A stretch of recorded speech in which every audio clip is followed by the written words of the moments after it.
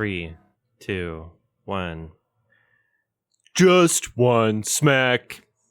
That's a quote from Eddington. This is Adam from Your Movie Sex. This is Sardonicast. Hello. I'm Alex from IHE. And I'm going to go with facts are simple and facts are straight. Facts are lazy and facts are late. Facts will come with points of view. Facts don't do what I want them to. Facts just twist the truth around. Facts are living turn inside out. Facts are getting the best of them. Facts are nothing on the face of things. Sorry, you threw me off with your Snyder reference. Yeah, sorry. That was a good long one.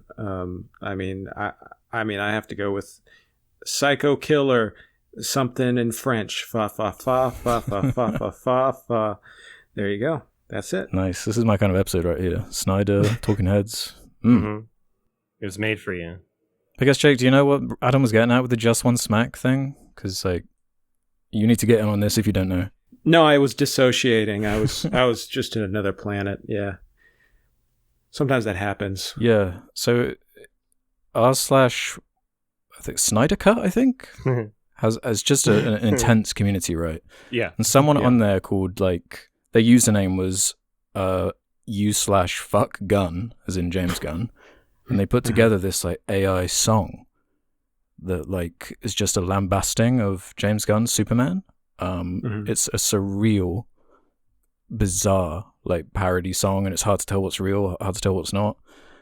But man, I'd recommend check. I guess the only like way you can find it now is on the Jar Media channel. There's like a reaction video. Oh, it's great. Because the original Reddit post has been taken down. Oh, nice. But oh my, yeah. Send me that link. It's like hear that. Amazing stuff. Like, if you're ever in a bad mood and you need to like be cheered up, that's the way to do it. Yeah. God, I love Snyder heads. They're so funny.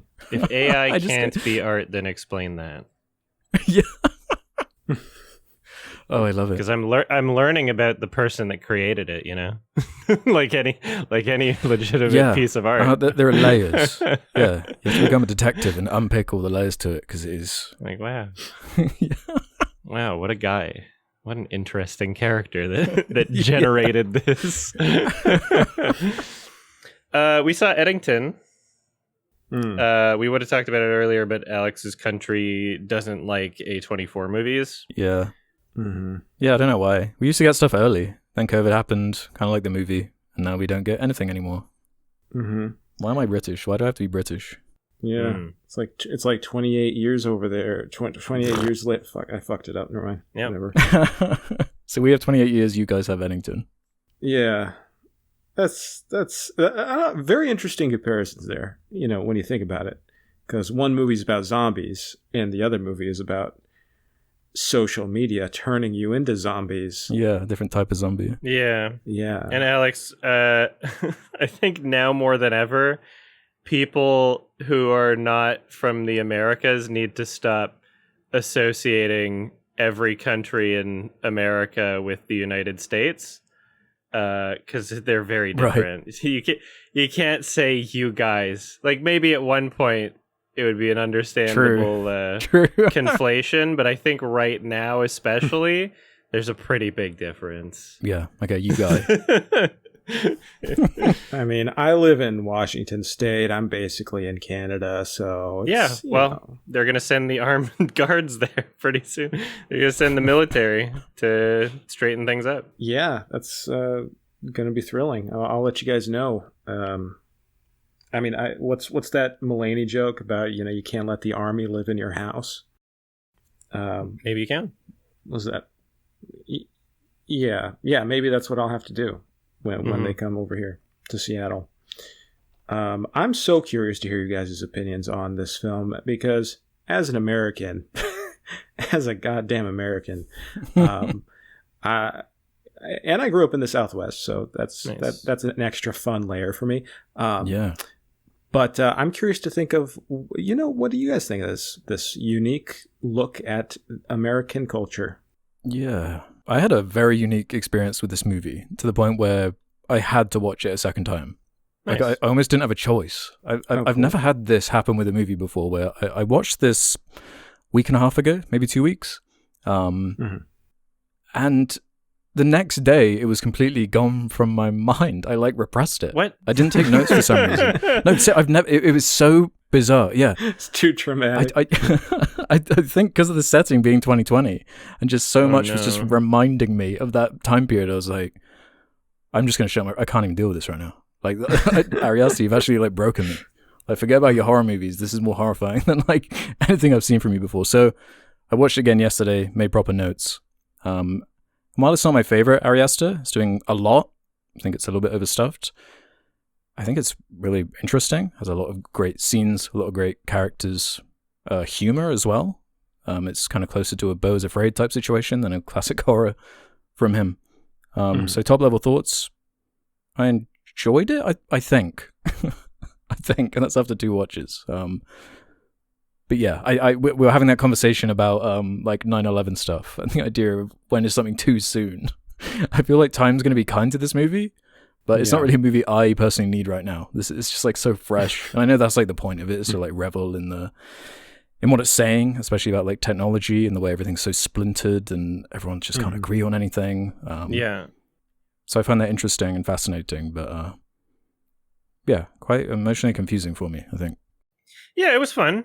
But yeah, I agree, a little long for what it is. It's so weird because like I've had this similar issue with Ari Aster's 2 most recent films, but my favorite thing that he's made was the director's cut of Midsummer, which is like a longer version of what got released theatrically for that. So yeah, I don't know. I feel like maybe he needs to collaborate on writing, is what my experience with his last 2 movies would imply, at least just from my experience. But yeah, I was a person that, and I mean, like, I still am. I'm a person that if there's something that I find to be important, I, heavily invest myself. I obsess, I dig, I research, I investigate, et cetera, et cetera. And obviously COVID being like a pretty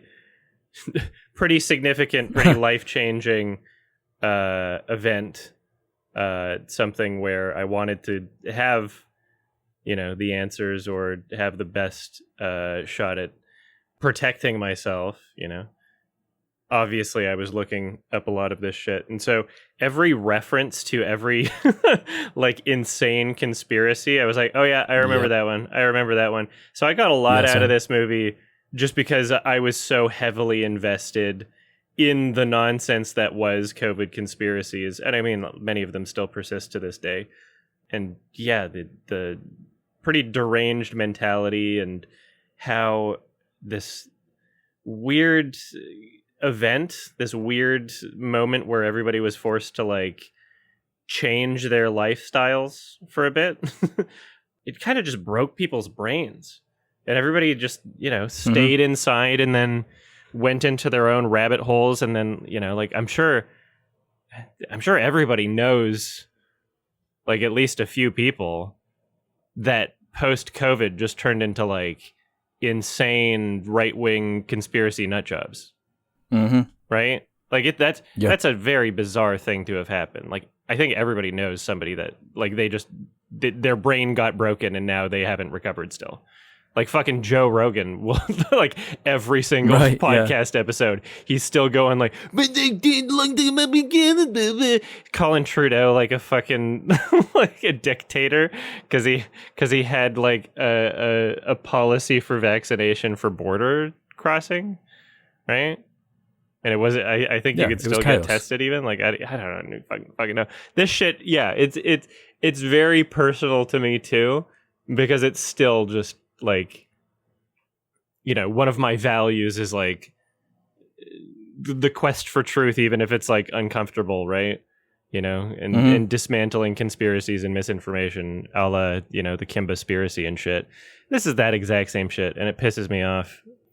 So yeah, I guess that was about it. How it was like, this was a flashpoint in 2020, but it also is kind of the new normal.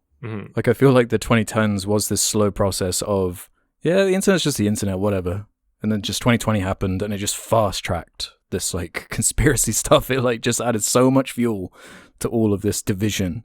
And like on a communal level, I feel like just everything has splintered since then. And I've obviously had a lot of thoughts for these last 5 years, reminiscing about like what has happened this past half a decade and everything that's come from that and how like depressing and sad it is. So he picked the right, I guess, setting as far as like high tension conflict.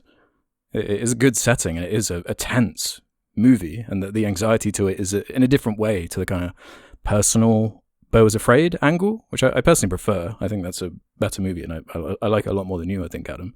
I mean, I also like it. But yeah. You like that one, don't you, Jake? Like Beau Was Afraid? Yeah, I love Beau Was Afraid. Yeah. I love it more and more. I'll rewatch it. Every time I've seen it, I love it more and more. I think I'm like 3 watches on that one. Mm-hmm. It's quite incredible, actually. So funny. It is so funny. Yeah, it's funny, it's fucked up, captures anxiety extremely well. The anxiety here is more, on that kind of communal level. Everyone just making stuff up or using their traumas to jump from here to there or just finding answers wherever they feel like it's necessary. I love the storytelling through various social media feeds in the movie. When you see like their Facebook page and you see like the memes that are on their feeds and what that indicates like politically or whatever. Oh, those were fun, yeah. Yeah, that was like a fun, cool idea that wasn't corny or lame, because I found that to be, when I heard the kind of like elevator pitch for this movie, it's like a neo-Western set during COVID. It's like, oh man, that could go so many wrong ways and be like corny or lame. But I feel like you found the right angle. It doesn't really take the obvious routes. It is like big and represents, as Adam was getting at, all these different opinions and perspectives, and doesn't really feel like it's coming down hard on any of it. It's kind of just, look at this chaos. This story is in the maelstrom of all this. And there is like a major arc for the main character that Joaquin Phoenix plays. But it doesn't seem like a heavy-handed, overbearing message that it very easily could have. Yeah. It's Ari Aster's, it's a very absurd film, but his least absurdist.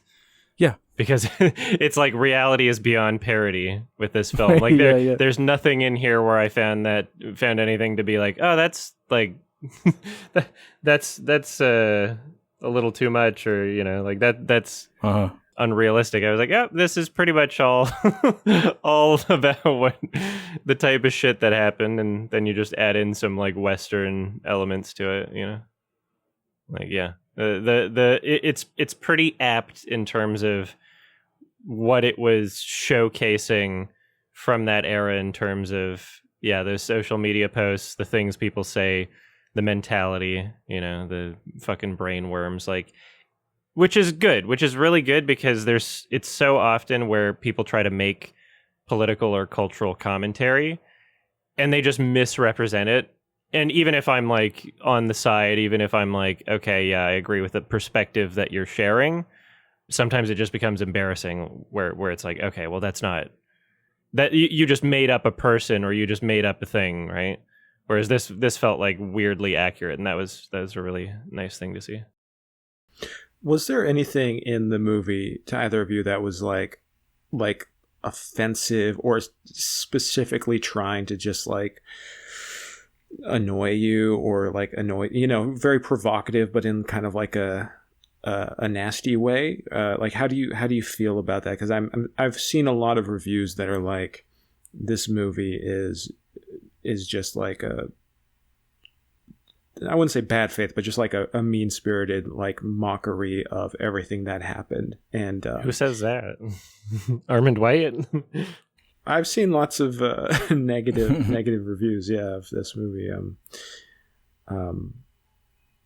So I don't know, because it seemed to lambast everybody in the situation to me. And the setting was so sort of, it accentuated what was going on with this small town of like 2,000 people. So some of the absurdity of the situations were kind of highlighted by that. It wasn't like in a densely populated city or something. There was something particular about that kind of changed the way it hits, especially from like a comedic lens.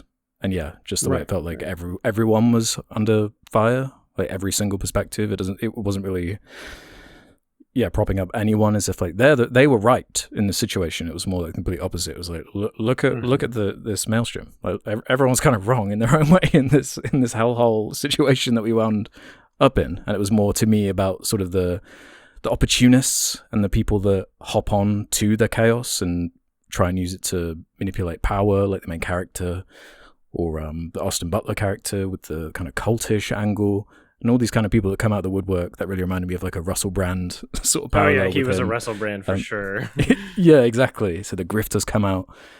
So yeah, it didn't really feel like condescending to me outside of just the, I don't know, somewhat apathetic framing that I guess Ari Aster's kind of known for. Like he loves his dour settings. It doesn't necessarily have to have a happy ending.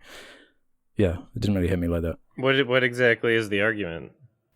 Well, I think what you're saying, Alex, is that it seems to be taking shots, at every side and that sort of thing. I've seen people see that and see that perspective as like, oh, well, it's just like taking a cowardly centrist position on all of these hot button cultural issues, and the way it depicts George Floyd protesters and, all this stuff that people have had issue with. And I think that it's interesting to consider, absolutely. And there's an interview that Ari Aster did where he talked about the protesters themselves and like these young teenagers who are like, we're seeing what's going on in the world and we want to like say something and do something about it. And his whole thing was like, I'm looking at these people and a lot of them are not, there are some of them like the kid, the boy who just wants a girlfriend, who's like gets into this movement without any sincerity and exactly. Doesn't really care about what's happening. Whereas you have the well-meaning activism of these other young characters who mean well but don't really have this wider experience. And so I think like I can see in a sense where people are coming from, and I think part of that is just the knee-jerk reaction of like, fuck, why you can't talk about it like this. Like you can't be making jokes about this. Like, and that's why when I first reviewed it, I was thinking, yeah, this is gonna take like 10 years at least for it to like come around as a full classic, in my opinion. Not just because it's about all of these hot button issues, but also because it is just about the modern day and our modern world and media and social media. And I don't see a lot of movies. I don't know about you guys, but I don't see a lot of movies that are just about now and what it feels like to live in now. And now means living on your phone, like we all live on our phones. We live on the internet. That is part of everything. And you hear this going on about like filmmakers constantly making period pieces like Paul Thomas Anderson and Tarantino and all these great filmmakers. They only make movies set in the past, and nobody wants to make movies about the modern day because it sucks. Like being on your phone, it's not cinematic, it's not entertaining, it's not interesting, it's depressing. But that's what makes me so excited, and that's what I found so thrilling about Eddington was the audacity to try it, just to be like, you know what? I'm going to try to say something about right now and about our world and what it feels like to live here. And I found that really honest and refreshing, and he brought a lot of humor to it. And, I don't know if I mentioned this elsewhere, but I feel like this movie is a perfect mix of Conor O'Malley and Robert Altman. Right. I think there are really a lot of parallels to Nashville in this movie.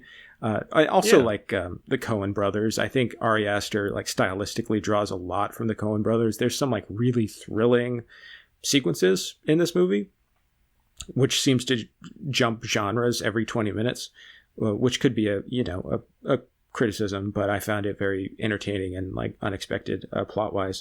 But like the Nashville comparisons, that there's a political campaign, there's a van driving around with spouting nonsense ideas. There's lots of different characters. It's kind of like a tapestry story. So I think that, and another aspect that I really love about Nashville, since we've talked about it on the podcast, I guess, is that it kind of starts out, all these characters, you see them as these broad stereotypes. Like, okay, we've got the anti-vax sheriff, law enforcement guy. Okay, right. All right. We've got the annoying protester who doesn't really know what's happening and just wants to protest something. We've got all these different characters. We've got the Emma Stone character who's like entranced by a cult. Yet, like, even though we have these stereotypes and these characters that we could just laugh at and point fingers at and go, okay, this person is clearly stupid, this person is mentally unwell, the movie never like restricts them to just a box. And that was so surprising and refreshing to me that I was watching this movie. Joe Cross, the main character, is a character that if I met, I would never want to meet in real life. This is someone I would never want to know or associate with. But I was so, like, I empathized so much with him, especially in the first half of this film, of like, you know, from his perspective, he's trying to understand what's going on. He's trying to do what he thinks is best for his community. And all these characters are, to some degree or another. And I was just, I mean, I'm blown away. I love this movie. It's honestly, and I've only seen it once, but since seeing it, it's just grown in my memory so strongly, and I've thought about it so much ever since that it's definitely up there. It might be my favorite movie of the year so far. Yeah. Nice. I think it's important to mention, like, if we're going to talk about the criticisms of showcasing, you know, like Black Lives Matter protesting, that this is in the context of this being in, you know, the title, a small town, right? Mm-hmm. So a very small one too. Yeah. It is, you know, only a couple of the characters within that are showcased in that way. And then also it's in the context of it being in a small town because, you know, it fits into the narrative of like, okay, this is something that these characters are seeing on their phones and it's influencing the action that they take in their lives, right? Because otherwise, you know, like the events that were, you know, leading up to the actual protests themselves, right? The movement, you know, they were just seeing it through their phones. Like in that small town, they were basically just isolated from everything unless they see it on their phone, right? Yeah. So I mean, the commentary works really well, I think, still.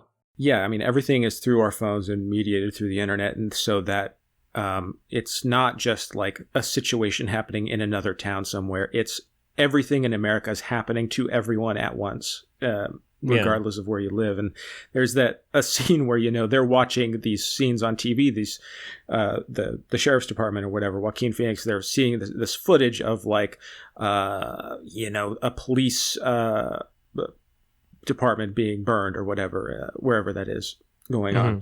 And they're like, oh my God, this is going to happen to us soon. Like we're in so much danger. This is crazy. And he goes out in the street and there's just like a tiny little group of people protesting. And it's like, but the way it's shot and filmed, like we're in his perspective. We're like, this is the scariest thing in the world. These, you know, young people out there protesting, like they're about to, you know, burn down the whole town in his mind. It's very well done. Like, just scene to scene, like there's just so many incredible scenes. And if there is anything dragging this movie down, I do have to see it again to like feel if this is a problem. It's the tonal whiplash from scene to scene. I don't know if that affected you guys. I don't know if I got too much tonal whiplash, but I do feel as if there are some particular scenes where I'm like, okay, this tone doesn't work for me as well. Mm-hmm. Spoilers, I guess. You know, the ending. Spoilers, everybody. Near the end, there's, you know, the epic kind of like action chase shootout thing. I felt like the tone was a little bizarre for that one, but who knows? Maybe just on my second watch, it'll be more fitting. Yeah. It's very rare where I feel like something could use some music where there isn't. And that was one of those instances.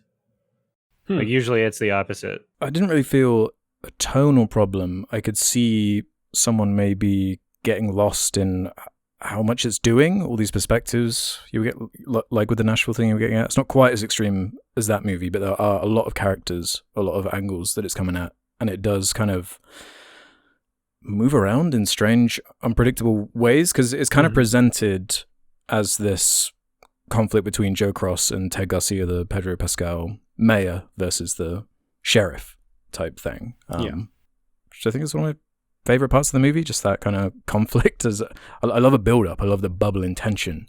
And as it just slowly escalates throughout until the big release you mentioned that riot scene, and that's also one of my favorite scenes in the movie, just the way it was put together. Yeah, it's very tense. And that's where when the ramping up of the tension and those tone shifts can really work, like especially the way when the music drops in that scene when he's when Joaquin Phoenix is saying like, do not engage, don't engage, and like he just immediately engages and he's like baited by that kid basically. And it's like it's so like the so agitating in like the best way possible, in a completely intentional way. But as far as like a tonal inconsistency, it was more to me like I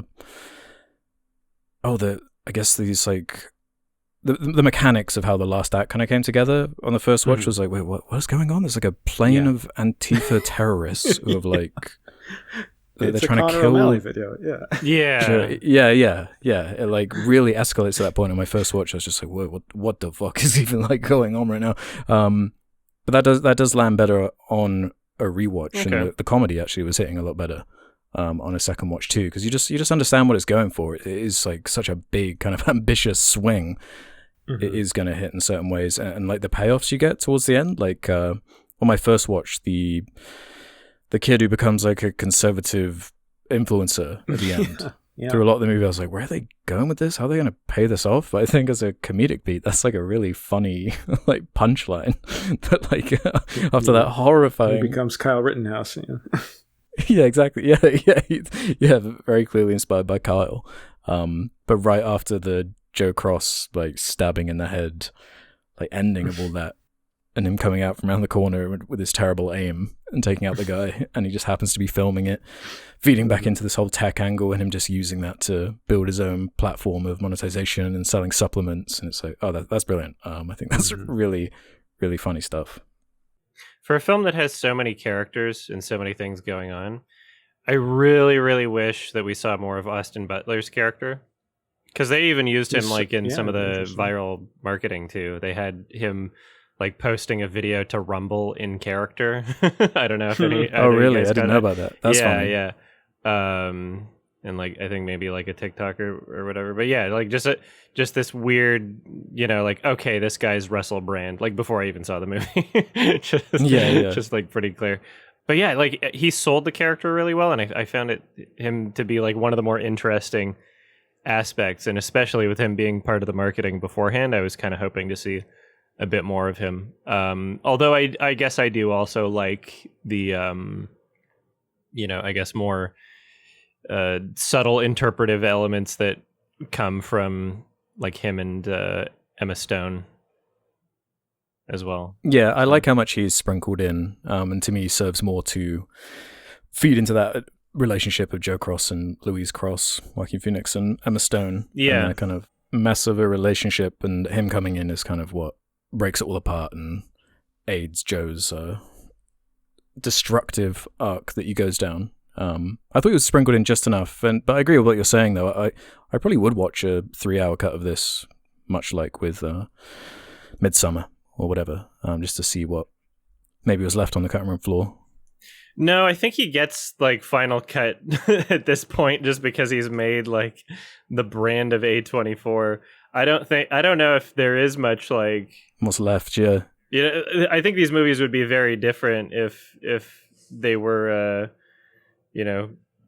micromanaged by A24. Like who knows, maybe other people are cutting them down, but yeah, I find that angle really interesting actually, because this is now 2 films of his in a row that have not done well financially. Nowhere near the same budget as Beau is Afraid, but still 25 million, and it's only made about 11 million as of recording. So obviously that's not what they're looking for. Does Ari Aster just get carte blanche because of Hereditary and Midsummer? Or yes, I think that's exactly. So we can just ride it, because I personally don't really care about that as long as we keep getting these interesting movies from him, as long as he doesn't get put in any kind of director jail. But yeah, gay baby jail. I think if he gets put in director jail, they just, at some point A24 is just going to smack him with a stick and be like, all right, another horror movie. Come on, 90-minute horror movie. Then you can go do your weird shit. If they want to put him in director jail, he can go to France like Roman Polanski did. That's how you avoid director jail. Same situation, definitely. Different kind of jail, yeah. Well, what do you mean? It's a director in jail. What are you talking about? I thought we were talking about the same thing. Right. I would watch a spin-off miniseries of Austin Butler's character. I feel like I would love to see him in like a spin-off. Yeah, keep the character. Let's have like a show about whatever the fuck this guy's up to. Let's have a Better Call Saul of Vernon Jefferson Peak. The thing about his character, though, that is so interesting, and I honestly, I don't think a spinoff would work. I don't think if we got more of his character, it'd be that good. Because the thing that's so great about his character is how subtle we learn everything. Like he just shows up out of the blue, you know? Yeah. And that dinner scene is so like mesmerizing and hypnotic. He is so charismatic. Like Joaquin Phoenix can't even like, or Joe Cross, his character, is just like pulled into like, okay, you're eating our food now. You're like, yeah, of course you're hanging out with my wife. There's nothing strange about that. Like he just the audience trying to figure out, like what is the dynamic here? What is he doing with Emma Stone? Like how it's so fascinating that once you do figure out like the ramifications of like, oh shit, this guy's just running a full-on cult, and Emma Stone likely was, you know, abused as a child, and you know, that's just like it's so tragic. And I feel like her character isn't treated as a punchline at all. It's like she is such a tragic figure in the story, and it's amazing that this movie that's like this weird Western comedy with like these broad beats and like huge jokes, like it has room for this kind of nuance and subtlety, and just letting the audience go into a scene blind and figure out what's going on, and respecting our intelligence that way. I mean, you're right. There is kind of a hardcore punchline with the Emma Stone baby character when they're watching and she's like pregnant and has the bob cut, and she's like mugging the camera. And the opening shot of Joe Cross is him watching a YouTube video of like someone, the title's something like how to convince your husband or wife to have kids when they don't want to, or something like that. So for that like gut punch after he's been stabbed in the head, after he's like, he kind of technically wins, but he's lost everything in the process. And he's just kind of like screaming as he sees that. It's like a really horrifying ending. Yeah. But yeah, I get what you're saying. It's very, there's like parallels to Being John Malkovich ending, you know? True, yeah. Without going into detail about it, because it's a great movie, everybody should see it. I won't spoil anymore. I feel like the movie really like tears down this concept of like the conservative, like this conservative archetype, this guy who's like he wants to be powerful this whole film. He wants to control his life. He wants control over anything. At the end of it, he has zero control over anything. He's just like puppeteered around for the purposes of this data center that takes over the town, you know. It's just so cruel. Like what Ari Aster does to him is just so cruel. And like even the fact like the weird humor of him watching like a John Ford movie at the end of the film. You know, he's watching Young Mr. Lincoln about like truth and justice. Like at some point he was in his mind trying to do things the right way and trying to do the good thing, and everything devolves after he kills the homeless guy. And it snaps. It becomes a Jim Thompson novel. It becomes another thing entirely. And that's something I loved, is that the whole movie, you think it's going to build up like to this showdown between him and Pedro Pascal's character. And then all of a sudden, nope, it's, he's like trying to evade the police, and it's a different genre again. And then he's trying to pin the blame onto his colleague who had nothing to do with it. It has so many great twists and turns. It becomes like Dexter for a bit. Trying to play with evidence and get away with crimes. There's also the whole, like we mentioned, the BLM element, but there's also the Native American angle, which I find really interesting in the movie.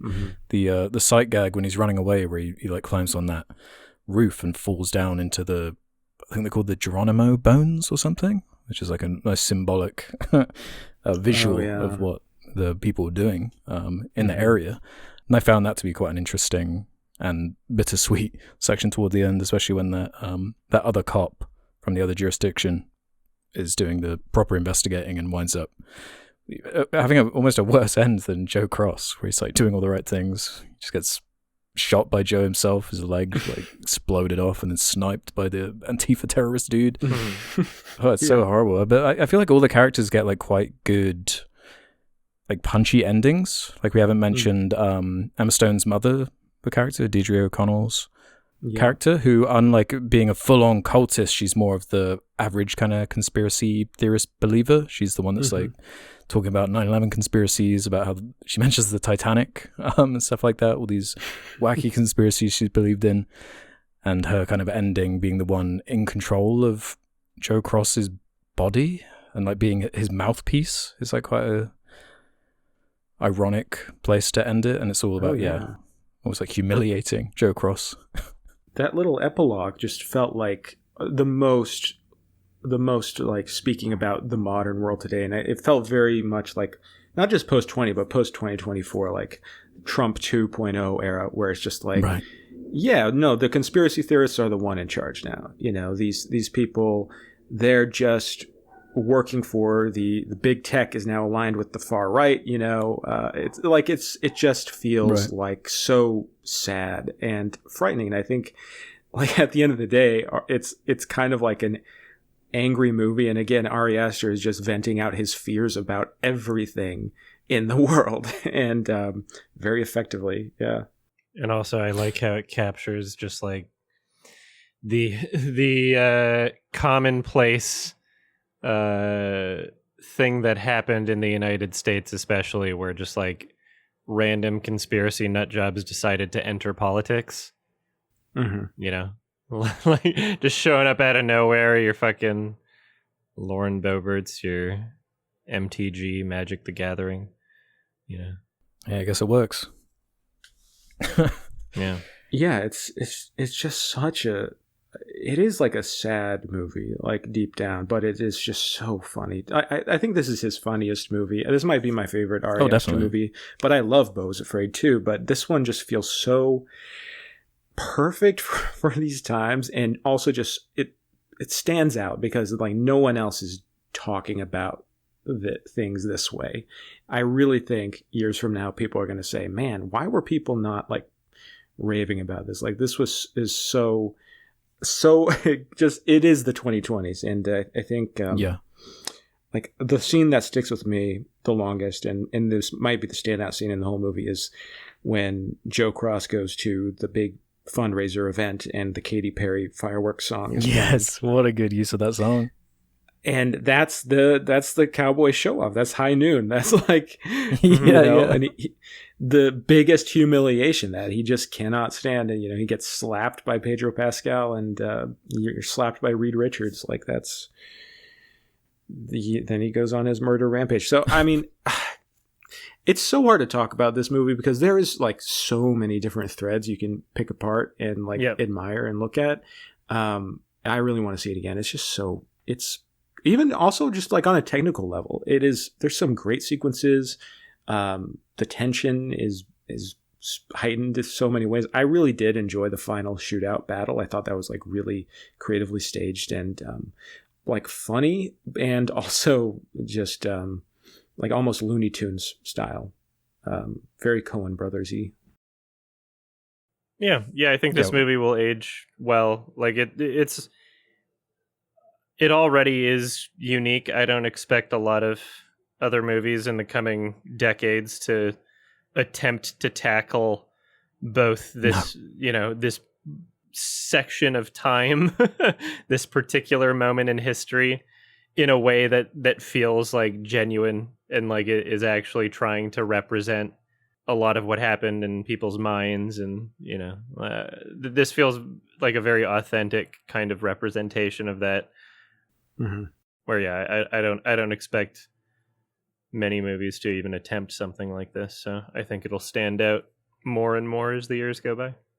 Mm-hmm. Yeah, and he has to do it through genre. I think that's why it's so effective too. Like it is. If this was just a straight drama about COVID, like no, I don't think that would work.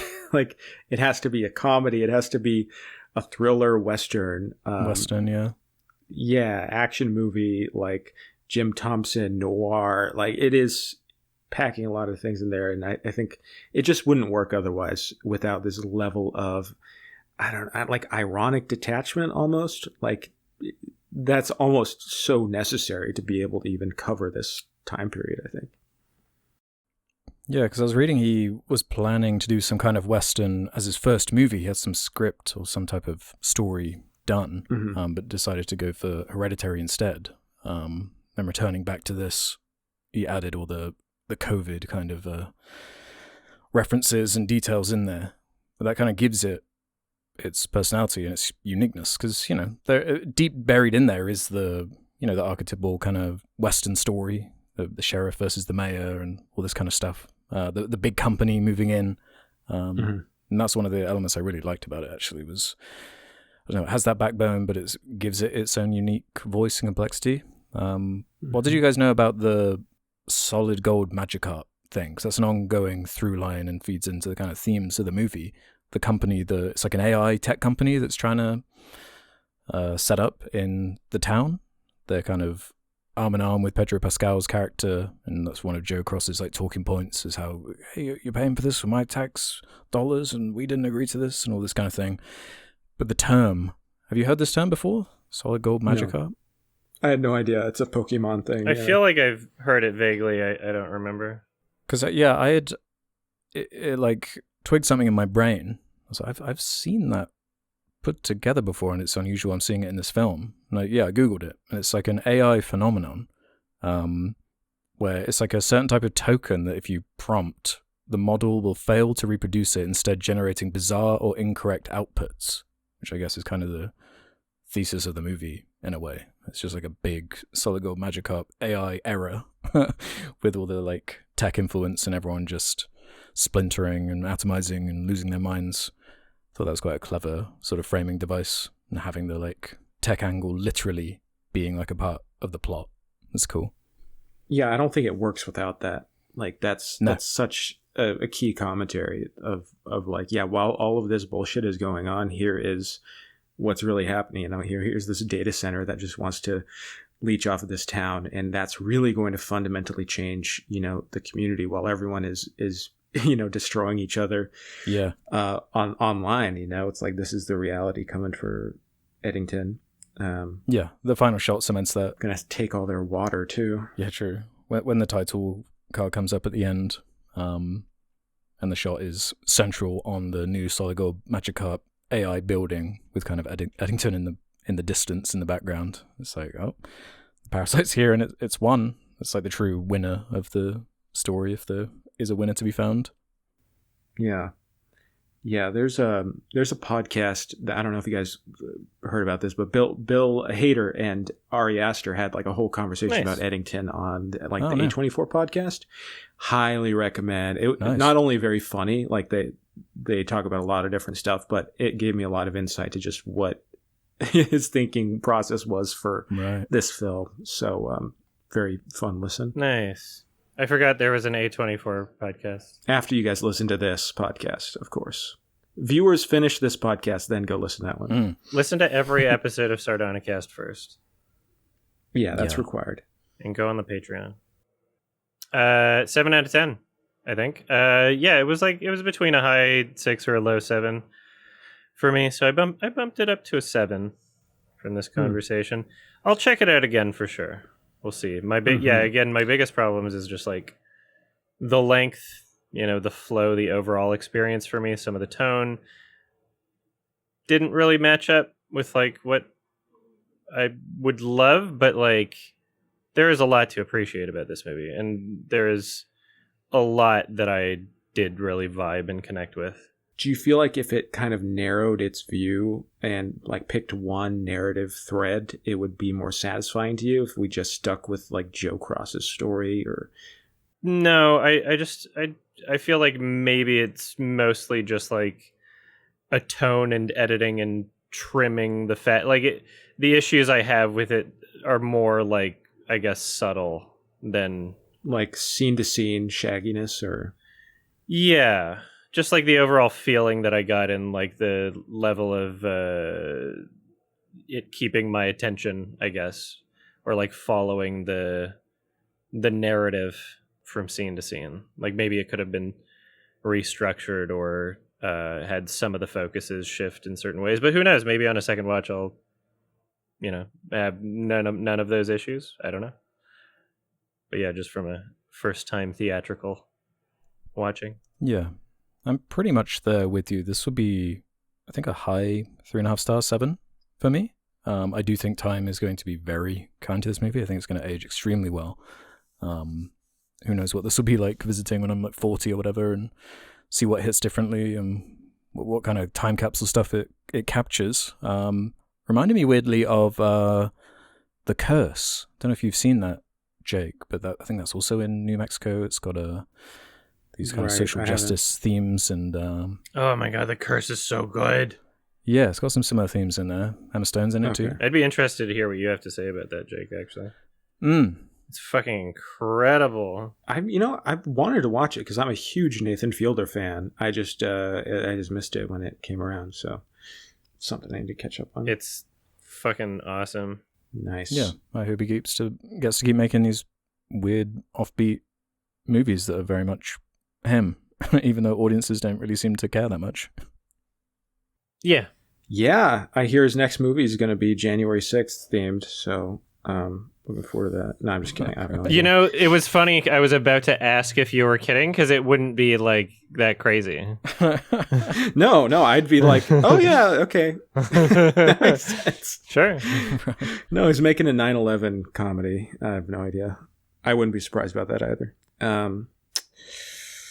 Yeah, this is 9 out of 10 for me. Nice.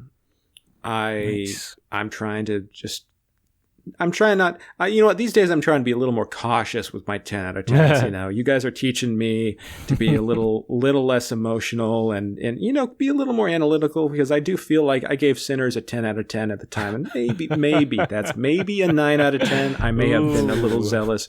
Emotion's good. But I still love Sinners, but this movie it's up there with maybe my favorite of the year.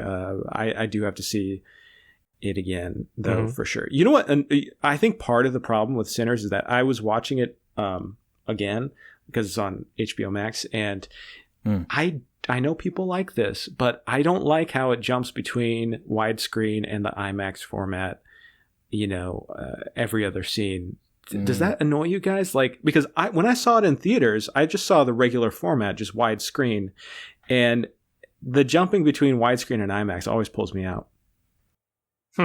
It can bug me. In Nolan films, it can bug me sometimes. I don't know if I would say I've ever felt it pulls me out.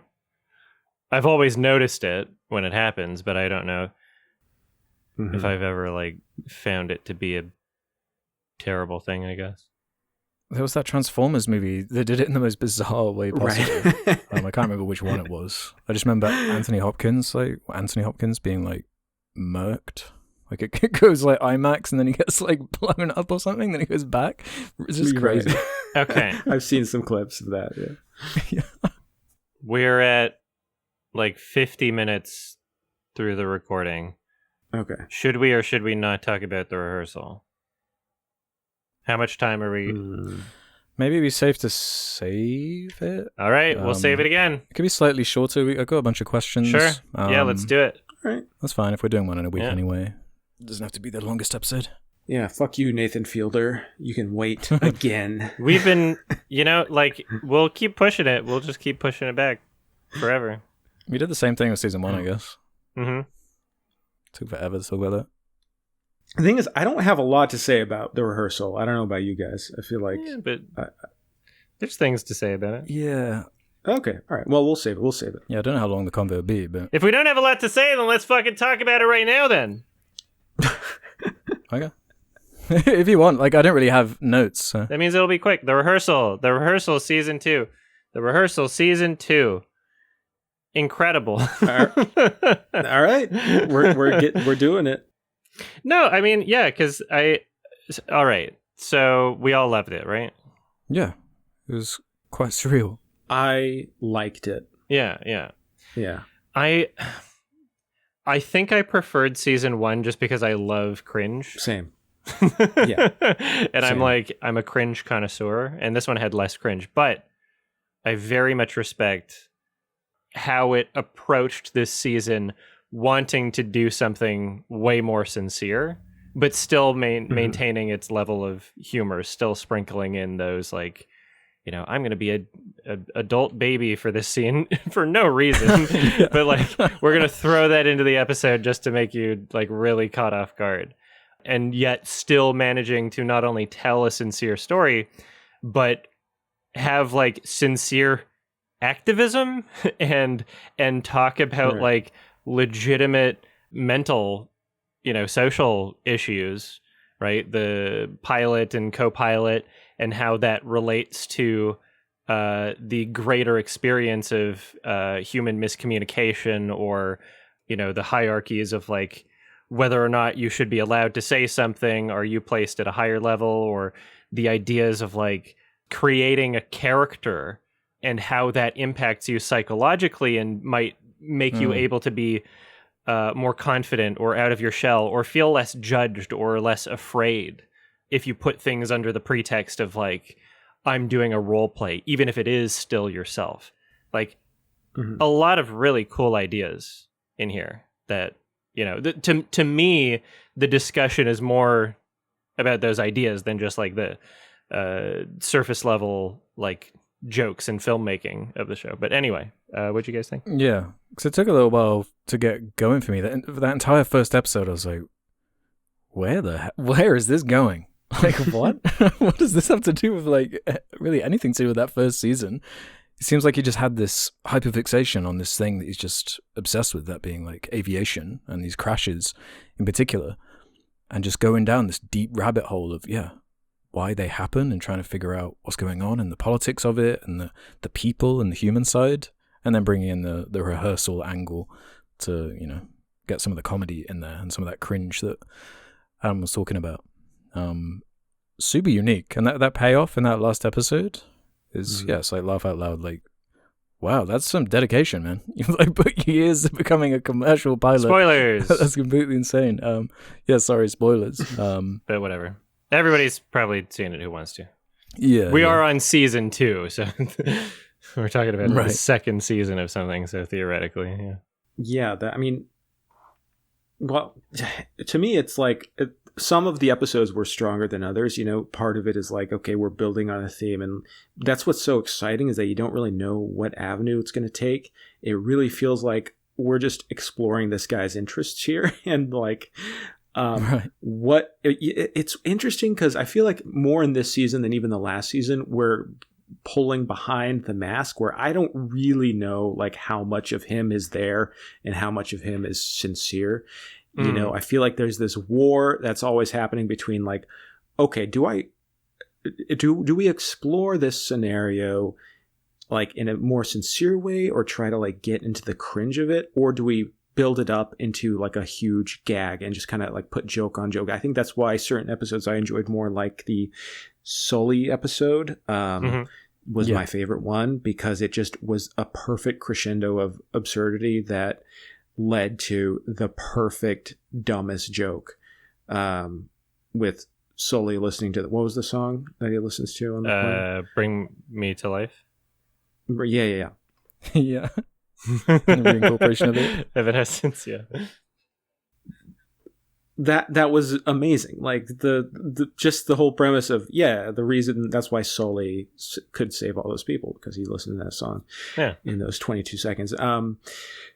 Those were my favorite ones. I think but I'm like more inclined to be like, I miss kind of the Nathan For You days, where it's just like bullying, big gags, and bullying. Exactly. Maybe that's the sadist in me, where I'm just like, no, I love it too. I fucking love it. Like, I love Nathan. Find the weirdest person and then just go like, let's follow you around and see what we can make you say on camera. Not make you, but like, let's just like, let's let you expose yourself, kind of. And like, it's great that this is more introspective, and I am very like interested in what he's trying to do and say. Like, just the fact that he's exploring the, like, okay, what if I am autistic? Like, what is that? What does that mean? What is this? Like, there are some cool things that he's doing, like introspectively, like even just from a filmmaking perspective. But I can't help that. Like, I just am more in tune with these dumb bits that he does, watching him dressed up like a baby, trying to drink milk from a giant boob. But like, that's just great comedy. So, yeah, that's where I'm at. See, I feel like you found a really good angle with the pilot direction, the psychology of them. Like the episode after the Sully one is the Kiss Me episode, where he's setting up all these like romantic situations, and he particularly zones in on that one dude. And while it's not like, as laugh out loud funny as Nathan for You in particular, just on a psychological level, it's like really interesting the way these people are carrying themselves and all these pressures that are put on them and the expectations, because there's like such a huge weight on them. So it's such an important job, and like people's lives are on the line. I found that angle like really fascinating. I mean, you mentioned that Sully episode. I thought that was also like a really, like, outside of him, dressing up as babies and whatnot, him going through that book and reading about how like he wouldn't be vulnerable, and these people just like can't be vulnerable with each other. And how interesting that psychology is. That was like endlessly fascinating to me, even if it wasn't always laugh out loud funny. But I was laughing every episode. Some are funnier than others. He's just I don't know how he's so deadpan. I don't know like what his secret is. It's like I think I've only seen him break like once in one of the Nathan Fuse, right? The P episode or whatever. So out of left field. Gas station. He is frighteningly manipulative. He's so good at just like when he wants to bring in the sincerity and wants to like bring in the emotion too, like he can land that so well. Like that scene where what is it called? The Wings of Voice competition, whatever stupid show that they have to pretend to do. And they have all the pilots who are like rejecting these people and doing it in a nice way. And he's trying to figure out, okay, what is the nicest way? Like, how do I reject people and have them still like me? And like it's just such a like a weird digression that was so cool to see. And he's getting all these bad ratings, like they're rating the people who are rejecting them. And then he that final scene where he's like, I feel like it's just him talking to this girl who went out to audition, and he just gives the most like sweet, kind message of like, you're talented, like keep working, like here's, blah, blah, blah. And she starts crying, and it's like so sweet. And then he goes and looks at what she rated him, and it's a 6. But he flips it around to a 9. So, I mean, there's just those little moments. Like I was genuinely touched watching that. Like that it is very interesting. Like not all of it works to me, but it is so like worthwhile of an experience to go through all these episodes.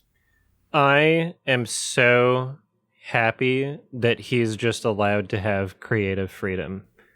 Because like he keeps getting projects, and he keeps being able to just do whatever he wants, which is just insane and incredible. Like how often do we get to see an artist like this actually make what they want to make, right? With their ideas being freeform. Like the entire the first season of Rehearsal, and to some extent this one, but like especially the first one, was kind of just like, we're gonna film shit and see what happens. We're gonna create the show around what happens, right? We're gonna build these sets and like just use like legitimate budgets based on things that we didn't know would happen when we pitched the show. And I love that he's able to do that. Yeah, no one else is doing that. Yeah, it almost feels like stream of consciousness. Like just whatever organically was happening as he was researching is what dictated where it needed to go. Very serendipitous. And it's a good budget. Like, it's not a cheap show. No. No, the sets are huge. The whole, like, airport replicas. Yeah. Like, so needlessly detailed. Yeah.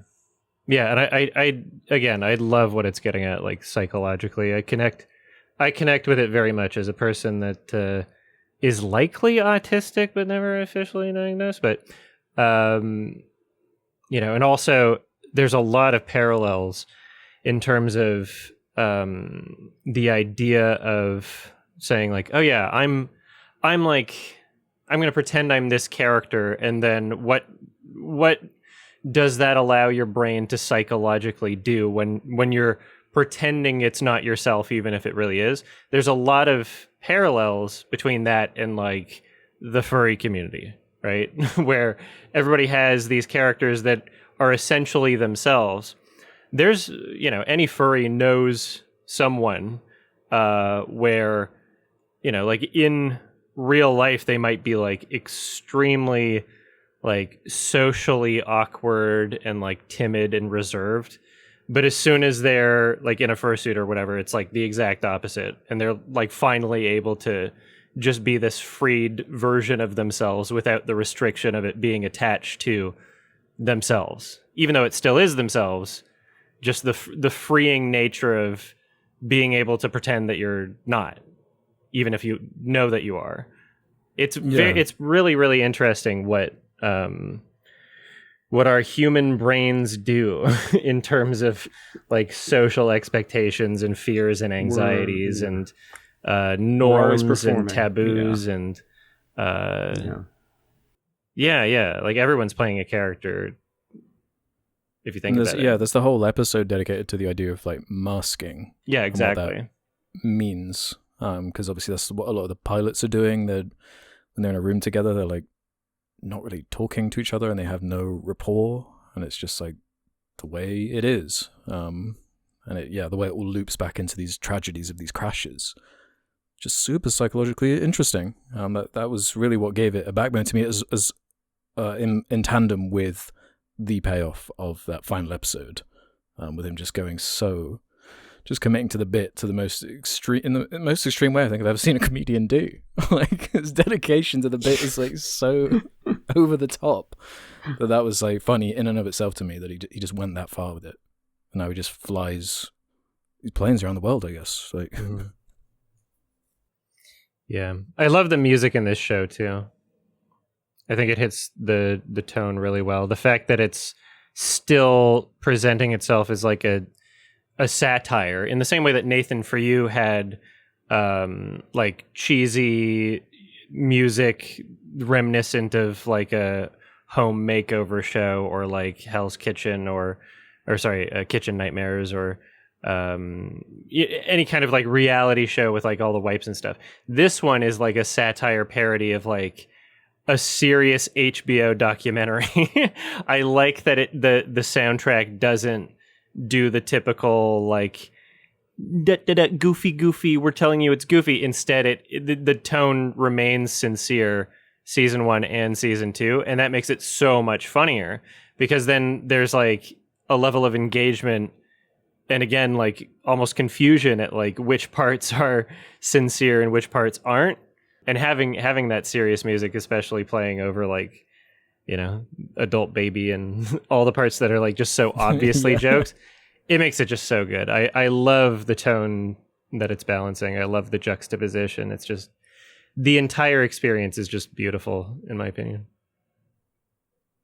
Do you see the CNN stuff after the fact? I think it was where he called people stupid?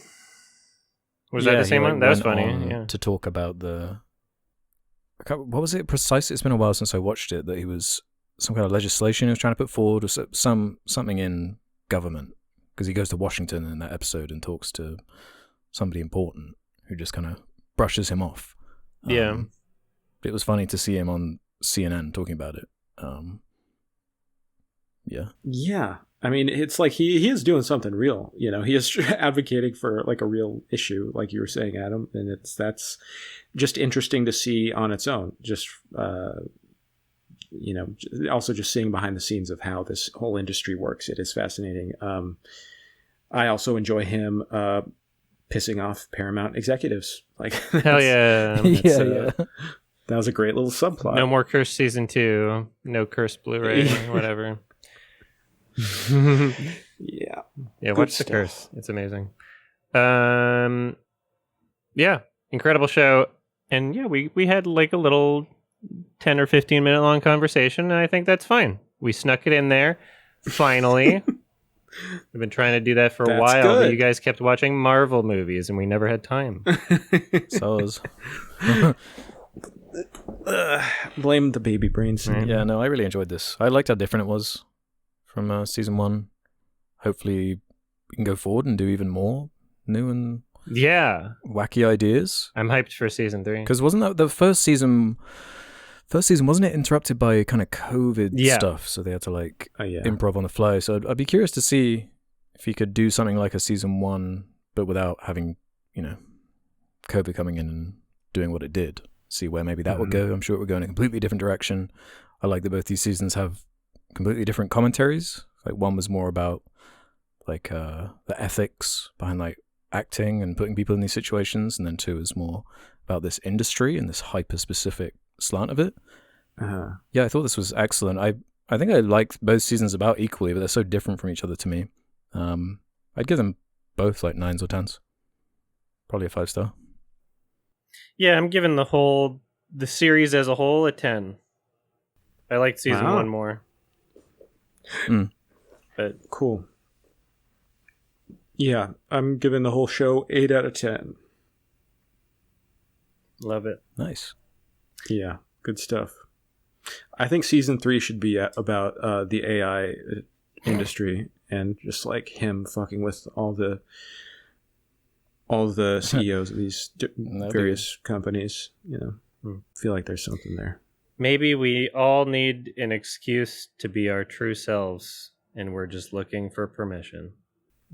True. Take it away, Alex. Right, I guess it's time for my rec, huh? 1984's Stop Making Sense, huh? Directed by Jonathan Demme. Jonathan Demme Moore. Demi Moore. And this was a bit of a risky pick for me, I feel. We've never done a concert movie on this podcast before. And I feel like that's almost the most interesting place for this to start, as far as how do we feel about concert films? Do we even consider them films? What kind of angle do you think they come under? Because to me, it's not really would you consider it a genre of film that I'm particularly interested in? But this one is kind of the standout to me as far as elevating up beyond it feeling just I saw a good comparison with the idea that some people find these a televised sporting event or something like that, and not really a film. But I feel like there's so much intention and filmic qualities behind Stop Making Sense that I think it does deserve to be considered a film, especially with, this is my 3rd or 4th viewing of this. This time I watched the Demme commentary, which was recorded in 1999 to pick up any bits here and there. A couple years ago, the 40-year anniversary of this film came out. A24 did a really good remaster. I got the clean special edition of that. It's got a cool booklet with all these illustrations and lighting details, and it's just so cool. I love the Talking Heads, so one of my favorite bands, so I guess I have that bias as far as I thought they were your favorite. I mean, yeah, if I had to pick one, they would be my favorite band. It's kind of legendary status as far as a performance. We often get that question of if you could be at one thing or one event, one musical event. I think I would choose one of I think it was 4 recordings they used to put together Stop Making Sense over 4 days. Obviously it's stitched together through moments that were the best kind of cuts of each day or each song or whatever they're doing. So let's start there. Do you guys care about concert films? Have you seen very many? I've only seen a handful. I find it interesting as kind of a type of film we haven't spoken about on the show before. So what about you, Jake? How do you feel about the concert movies? Were you familiar with Talking Heads before this? How you feeling? I'm interested. I like the Talking Heads, but from a very superficial, I know a few of their songs. I like David Byrne. I like some of his newer music as well. I think he did an album with St. Vincent. I like that. Yeah, that was great. Yeah, so I'm somewhat familiar, and this has a legendary status, and I didn't really understand why people are it's the best concert film. I'm all right, is it doing something weird or risky, or I have no idea. To me, the category is kind of unimportant. Like, it is 90 minutes long. It's like feature length film. Of course it's a film. I mean, what else would it fall under? I mean, it's shown it's been theatrically shown. So to me, it's like, yeah, that's a film. There's lots of value to be had in it. They're not my favorite band, so it's kind of like not a religious experience for me like it could be for another type of concert film.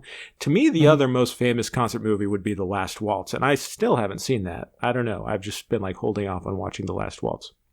Have you guys seen The Last Waltz? No. Okay. Yeah, it's Bob Dylan and the band. Martin Scorsese directed that. So I do feel like having a very famous director is like a good pedigree for your concert film,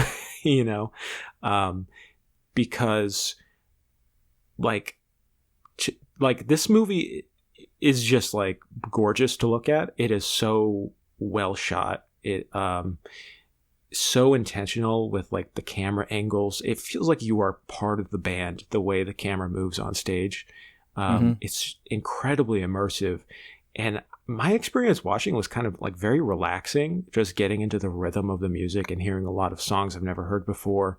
And then, of course, some classics.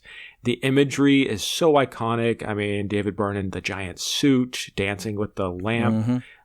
So many moments that I've seen memed and talked about, that just seeing it in the context of the film was really fun. And I can't say I connected on like a very emotional level. I just kind of found it like a fun, good hang, like I just had a good time soaking in the music.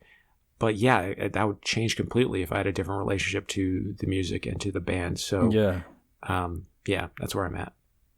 Yeah, I'm glad you mentioned rhythm. That was one of the things that kind of got me into them to begin with.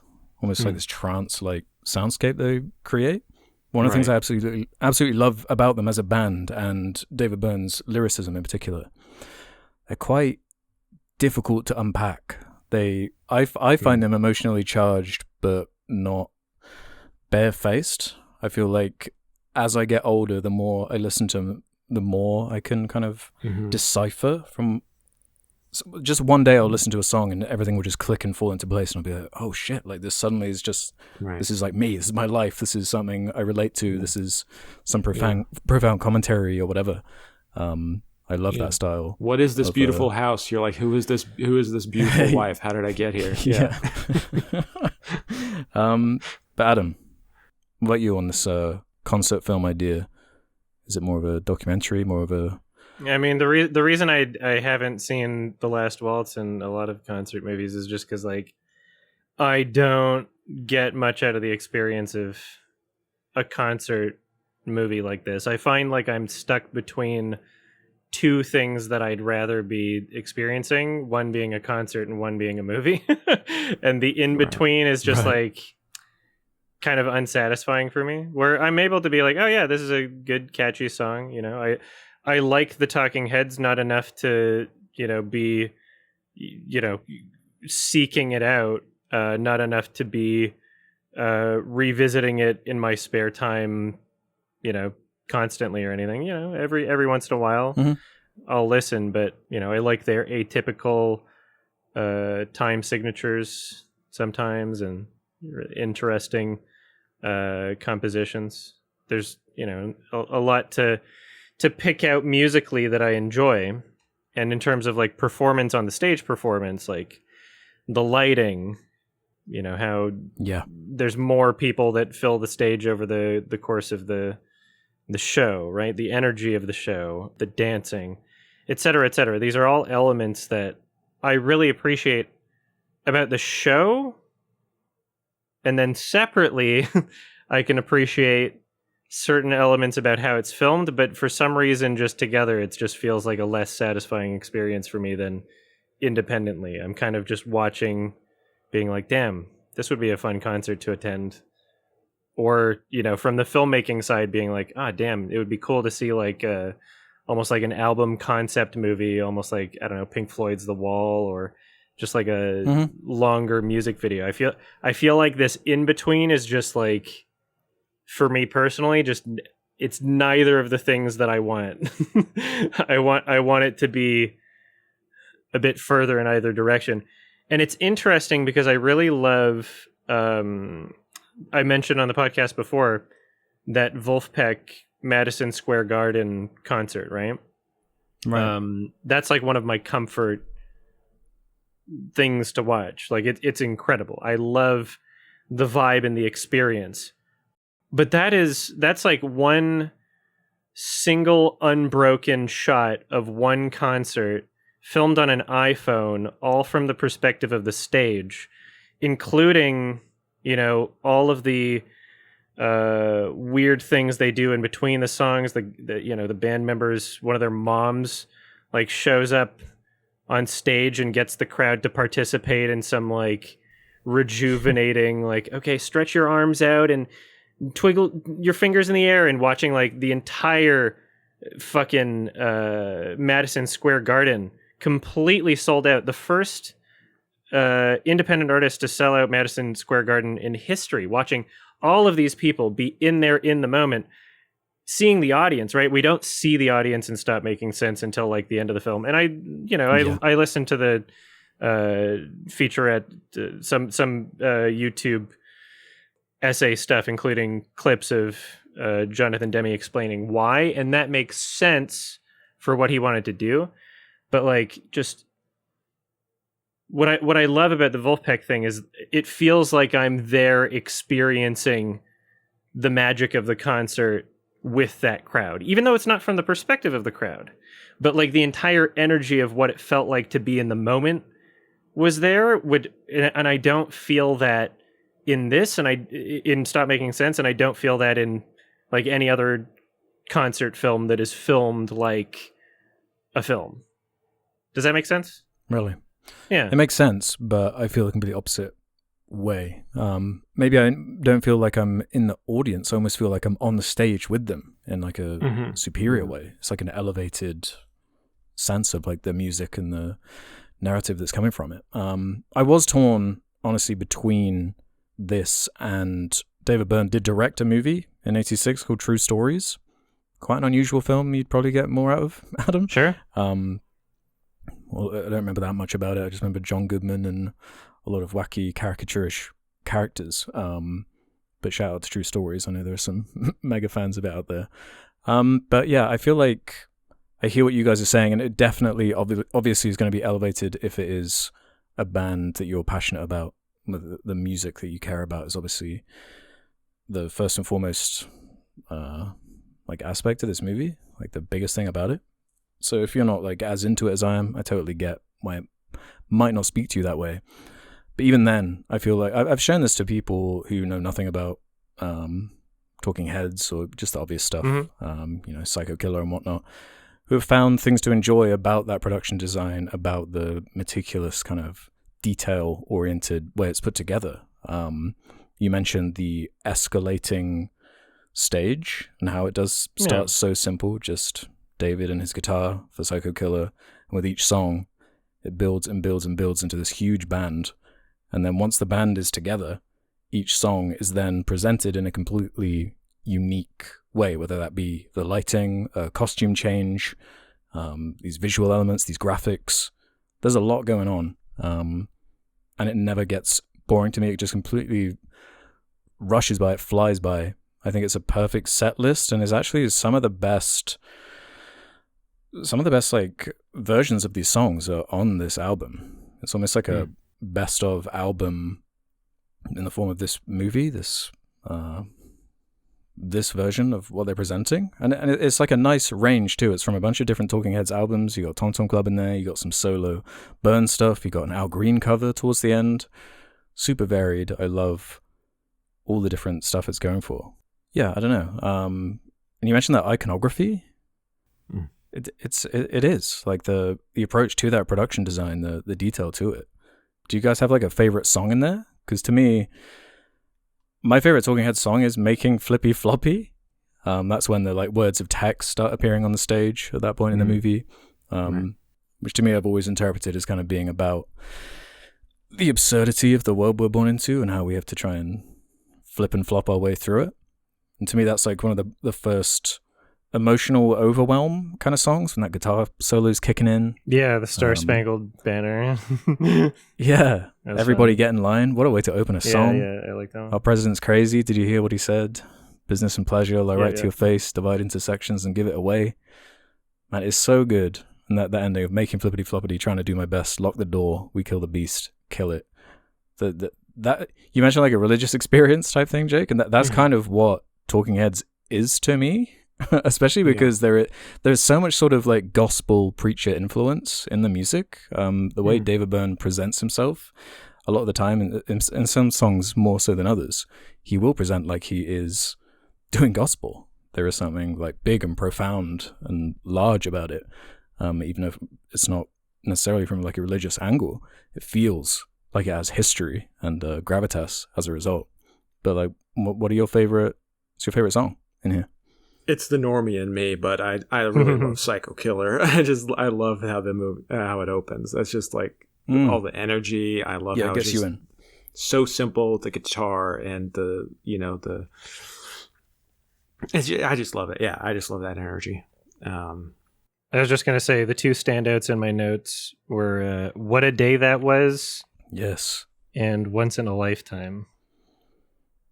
So What a Day That Was is not actually from a Talking Heads album. That's from a soundtrack he put together for the Catherine Wheel. Ooh. And the version from this, I think, sounds a lot better than his solo version. That's the one where it has like the white backdrop and the band's shadow. The cast against it, they have these like light masks over their face, gives it like a cool vibe. And what was the other one you said? The Once in a Lifetime. Once in a Lifetime. That's fun. Yeah, that's everybody loves that one.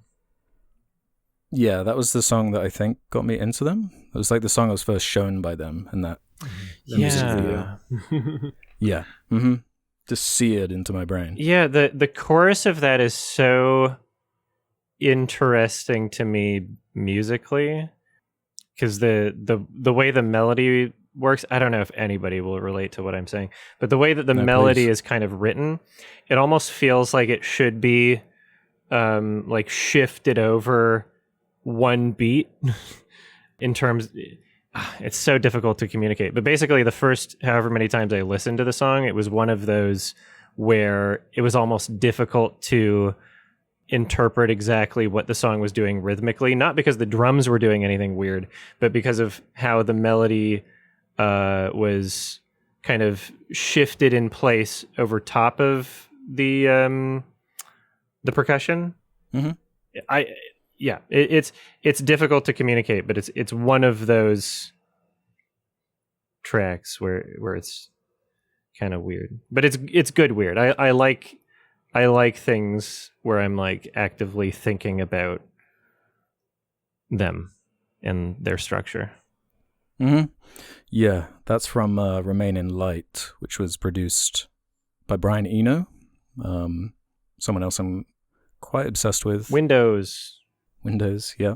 And what he adds as far as that like production, the electronic stuff, I don't know, that was just lightning in a bottle, whatever they were doing. But yeah, I agree with Once in a Lifetime. You may find yourself living in a shotgun shack, as Jake said, and I really see the kind of gospel presentation in this song in particular.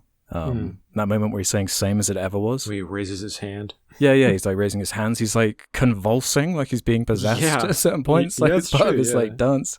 Yeah, and I think I feel about that song in particular. It's about like time. He has these lyrics: "Time isn't holding up. Time isn't after us." Just this idea that time will pass no matter what you do. And I guess that speaks to me because I just quite obsessed with the idea of time and like the flat circle nature of it. And I don't know, this is one of those songs that just speaks to me in a different way. Every time I hear it, the older I get, the more perspective I have. Absolutely love it. Can I ask you a question? Because I always heard like this is the greatest concert movie of all time, and having seen it, I was like, yeah, this is a very good movie. Like I feel like it's really well shot. But could you maybe help explain to me like why this movie has the reputation it does as like the concert film? I'm just curious.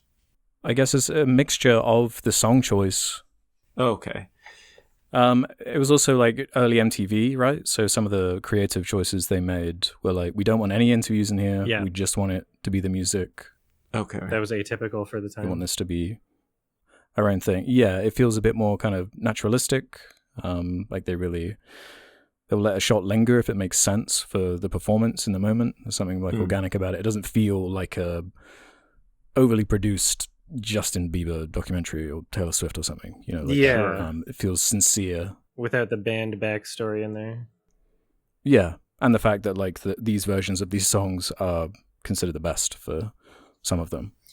Yeah, and I'd agree. I often listen to it through this album. Some of these songs, and it was also made with consideration of lighting for film specifically, whereas a lot of concert recordings of the time especially would just kind of like film something without thinking of how it would show up on film. Like the show and the lighting is there for the audience of the show at the time, and then you're capturing that if you can, but this was made with the film in mind, sort of thing. So like there are choices deliberate in the performance that are for the film itself, basically. Gotcha. So it was like very innovative for its time. Like, yeah, I got the sense watching it. Like, I bet this was innovative at the time. But I think now I was like, I feel like I've seen, it's not so unique, I guess, and maybe that had some influence on how I felt, watching it. But I mean, the whole time I was just going like, wow, the camera's moving so like elegantly behind the scenes, and the way it's syncing up with the music, and it's just in such rhythm with the music. It's almost like the filmmaking is part of the and the editing too is just part of the music itself. It's goes hand in hand. You feel like Jonathan Demme's part of the band. Yeah, the music is first and foremost, that kind of is the narrative. But it's also interesting that Demme hadn't even released Silence of the Lambs yet when this came out. It's like his biggest hit. So it's quite interesting how he maneuvered into getting this made. But they had, I think, 6 cameras and 4 nights to do it. And I don't know if you heard Adam on that behind the scenes thing with the director. He was talking about on that first night, they did light the crowd and were intending to get more of the crowd in it. Yeah, I heard that. But it just didn't work with like the style they were going for. It was too distracting. It made the crowd more self-conscious and less dancey, and then it made the band perform worse because they got more self-conscious of the crowd. Yeah. And so then Jonathan Demme was saying he was responsible for the Talking Heads' worst performance. Yeah. Because that's part of it. It's like there is an infectious energy to this 90 minutes. I don't know how you could possibly stay still watching or listening to this. Like these rhythms, these grooves, so strong. It feels like otherworldly too. Like they aren't, like there were times in the movie where I was like, are they even performing in front of an audience? This feels like very staged and constructed, and like yeah, you're just like the audience. You are the audience. They aren't important to see, and I liked that aspect. That it just added to also to the surreal atmosphere, the feeling that this is like happening in a weird like other Lynchian like realm. Especially with the way the band's music, it doesn't feel like an 80s band necessarily, despite this coming out in 84. It doesn't feel like a time capsule like that to me. The time capsule stuff is like when you see the crowd at the end and some of the outfits and stuff like that. But the actual music itself is timeless. And I think the only shot that was added after they'd filmed was the opening with following Burns' feet. Oh, really? Walking out to introduce the show. That makes sense. Yeah, that was shot after the fact. I love that. But yeah, that makes perfect sense to me as a way just to get it going. Yeah, a little bit of a tangent, but I was going to ask, how do you guys feel about Demme in general, like his other films? I think I've only seen 3. Let's see. I haven't seen any of his deep cut stuff. Yeah, I'm like very poorly viewed. I've not seen many of his films. I've seen Silence of the Lambs, and now this. I think I've seen some of Something Wild. Yeah, there's nothing that's blown me away. He's a filmmaker that I know mostly because Paul Thomas Anderson is always talking about him as a major influence, and I'm like, really? Cool. I don't know. I need to. There must be some hidden gem movies. Stuff in there. Yeah. I just don't know. Yeah, he's never blown me away. Are you going to say something, Adam? Yeah, I think I was going to say for Stop Making Sense, I understand why those choices are made for this film, and it works well for this film, but yeah, what I want to get out of a concert movie is just like entirely different. Like the Wolfpack Madison Square Garden thing, like I don't even know if I would call that a movie. I would just call it like a better experience. Like it's a video on YouTube. It feels like a supplemental material to the show itself, and in that sense, like, you know, to me inherently concert movies in general do feel like that. Like, yeah, technically they are a film. They have an IMDb page. They're, you know, feature length. There's intent going into the filmmaking process. You could say the same thing about, you know, a live comedy stand-up recording. Although, you know, obviously there's going to be huge differences in terms of the level of effort and the level of intent going into these things. But yeah, I just I really the vibe of that Madison Square Garden concert is just so fucking magical. Nothing has compared to that in terms of like a concert movie, if we want to call them that. Really? That's what this is to me. I found myself imagining if I was watching a film that was shot exactly like this, or with the same level of intent and craftsmanship, but it was my favorite band, Bright Eyes, I would still feel about the same way. You know, I might be more positive towards it because of the songs themselves, but like as a film, I would still be like, oh yeah, it's good. You know, I like it because I like the band, sort of thing. Mm-hmm. I like it for that reason, but also I feel like it does have it takes like a creative license in ways that I feel like indicate a level of intent and dedication to the narrative or storytelling elements of it that I think are well above average to when you think of like the average concept movie. Sure. A good kind of example of that to me is I don't know if you remember, there's a moment where Byrne is kind of squaring off with the background dancers and they're like pantomiming guitar playing.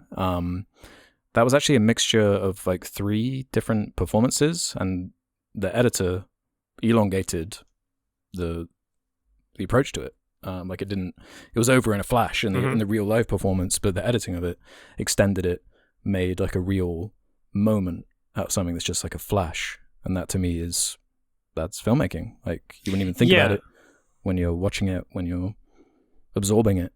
But there's a lot of that throughout the movie. And one of the more interesting technical aspects with the re-release they did is I'm pretty sure they managed to get hold of the original digital audio files and did a new Dolby Atmos mix, with the biggest change being that when there is a band member in focus or a close-up on them whenever their audio track in the mix will be slightly louder to kind of accentuate them through each cut of them, depending on who's playing. Interesting. Which I really noticed on, because I saw this a couple years ago when they released it in IMAX. That was like incredible to see and hear it on a screen and hear it that way. It's like hard to recreate that at home, but I still think it sounds great. You have options on the CD if you want the stereo mix or this new Dolby one. So that's interesting to shout out to.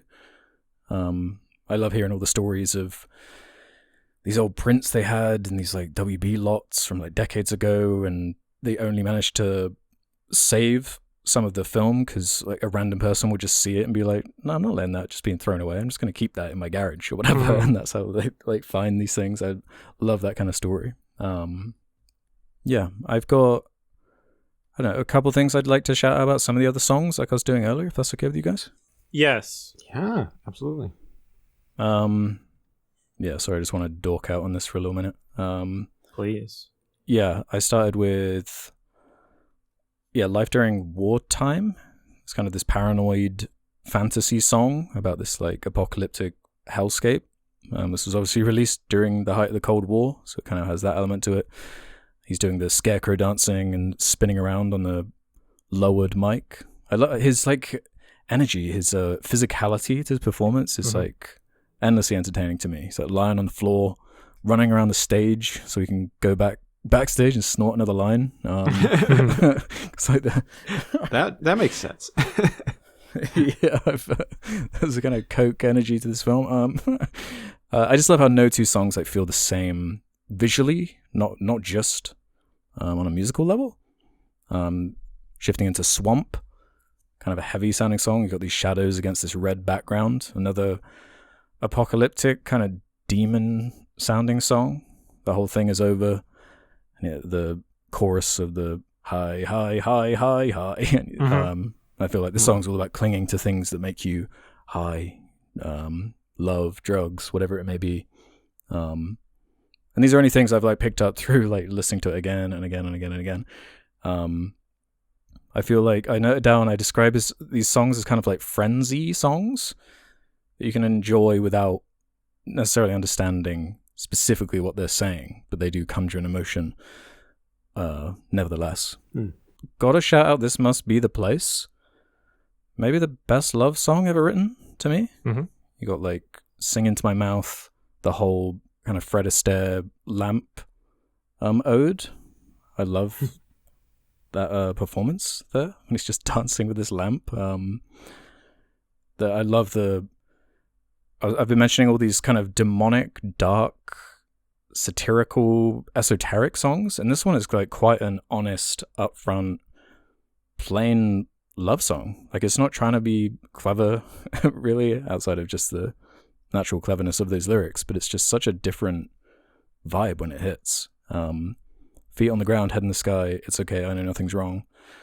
I'm just an animal looking for a home and share the same space for a minute or two. It's just completely honest. I was waiting for Demi to like add something to this one on the commentary track, and the only thing he says is, "Man, he loves that lamp." that's where it begins and ends with his commentary there. Those are fun commentary moments. Yeah, because unfortunately it's just him by himself as well. Like ideally you'd have the band there, but they kind of fell apart and broke up. What if they all showed up one at a time over the course of the commentary? Yeah, that would in '99. I think that would be the only way for it to happen, because it was a big deal in the 23 when they released the 4K one, and there was a bit of a reunion at TIFF. I'm still pissed I didn't get tickets to that for you. No, it's not your fault. I should have seen it. Like, I don't know how the fuck I missed that. But I was just walking through the streets and saw millions of people wearing Talking Heads merch. And I was like, wait, what? Wow. How did I miss this? Moving on to the Tom Tom Club song, Genius of Love, which people might know from Free Guy ruining the song. Oh, damn. I'm so sorry. It's brutal. It kind of gives Byrne a chance to go backstage and not only snort another line, but change outfits. That's when it kind of reveals to the big costume coming out. The Tom Tom Club song is musically quite different. It's got need like a seizure warning for the lighting in this one, where it starts like flashing strobe style, and you get the iconic Tina crab dance too. But I like the inclusion in there. Just a couple more here to shout out. Yeah, the suit reveal obviously of Girlfriend is Better. We have again with the shadows, just a cheekiness as well to the performance, and that like organic nature to the way they shot it and edited it together. Even though it is like highly edited and clearly thought through, it does feel like an organic performance when he's holding the mic towards the cameraman, giving a little cheeky smile. So many little moments like that give it kind of character and personality. And then towards the end, the Take Me to the River, Al Green cover. That's when he kind of goes through the band members, shouts them all out. I love how much kind of love is given to like the black community through the like cover, through all the backup singers and dancers, musicians. Really cool stuff, especially for 84. And kind of wrapping up with Cross-Eyed and Painless. One of their best songs. Another incredibly strong intro, another Brian Eno one. Man, yeah. Absolutely love it. Yeah. Thank you for nerding out for a bit. Yeah. We enjoy hearing people talk about their passions. Yeah, I had a feeling that maybe you guys wouldn't feel the same way. That's fine. But I'm glad you stuck it out. No, it wasn't like a chore or anything. Like I didn't not enjoy myself. It's just there's like a level of like, I guess like detachment. Like I don't seek out concert films in the same way that like as soon as Hamilton was like a huge thing that everybody was watching, and then I was about to watch it. I'm like, oh, this is just a recording of the Broadway, and then I just didn't watch it because I'm like, I just don't have. Like, I'll just wait until they make a movie, or I'll see it on in live, sort of thing. Like, sure, I'm sure there are considerations made by the director in terms of like, how to orchestrate the live filmmaking. Maybe they stitched it from several different performances to get the best bits. Maybe there's considerations for the lighting and how it's captured on screen that were made specific to the film. Like, all of these elements exist. Like, I think people shouldn't discredit the work that goes into any live filmmaking, because all of it is filmmaking. Just it's just not what I would call a movie. It's it technically is. It's technically a film or whatever, but it's just not the experience that I'm looking for. And so there's nothing wrong with that, people. Jesus Christ. Did you guys see the subreddit past few days? Oh, I did. Oh my God. Yeah. People started making shit up. They were saying my favorite rapper's Joyner Lucas. I liked one of his albums and then stopped listening. I've never said that. Yeah. Don't make things up about me. I'll ban you. No, misinformation I take very seriously. That's a pretty clear line that's crossed. Wait, so what did you end up rating it, Adam? I gave it a 5. That's what people are freaking out about. I could bump it up to like a low 6. Just remember, like it's very much my experience, right? And my experience was like very detached, and so that's like the middle. It's like the 5 isn't like I think it's bad. It's just like it's like I can't even rate it almost. That's what you experienced. It's your enjoyment of it. It's like it's something where it's like I don't even know if a number applies because I just So yeah, maybe should I bump it up to a 6? I don't know. No, don't let them bully you. Don't let them bully you. Yeah, I'll stand my ground. Take it down. Yeah. I mean, yeah. There's. I think that within this conversation, especially, like there's plenty to appreciate about it, and I'm not dismissing other people's love for it or anything, right? So, did you enjoy Remain in Light? Because I sent you the record, right? Yeah, I did. Giving that a listen. Yeah, thank you. Of course. Yeah, I'll be happy as long if this creates one new Talking Head fan, I'll be happy. Yeah, sure it will. I feel like one of these days I'm going to fall into a Talking Heads like spiral, and I'll just get into all their stuff like in a deep way because it will come to you when you need it most. Yeah, exactly. It's like that's the thing for me with music. It's like I can't really force my way into like an artist. It just kind of happens. No. And but all the ties are there. All the entry points are there because I enjoy David Byrne. I enjoy this film. I mean, I feel like at some point I'm just going to dive back in and I'll listen to this conversation again and be like, damn, Alex is spitting facts here.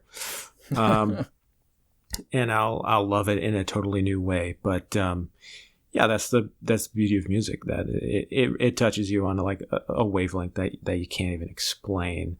That you're going to have this experience that is so different from me and Adam simply because we aren't connected in the same way to the music. Exactly.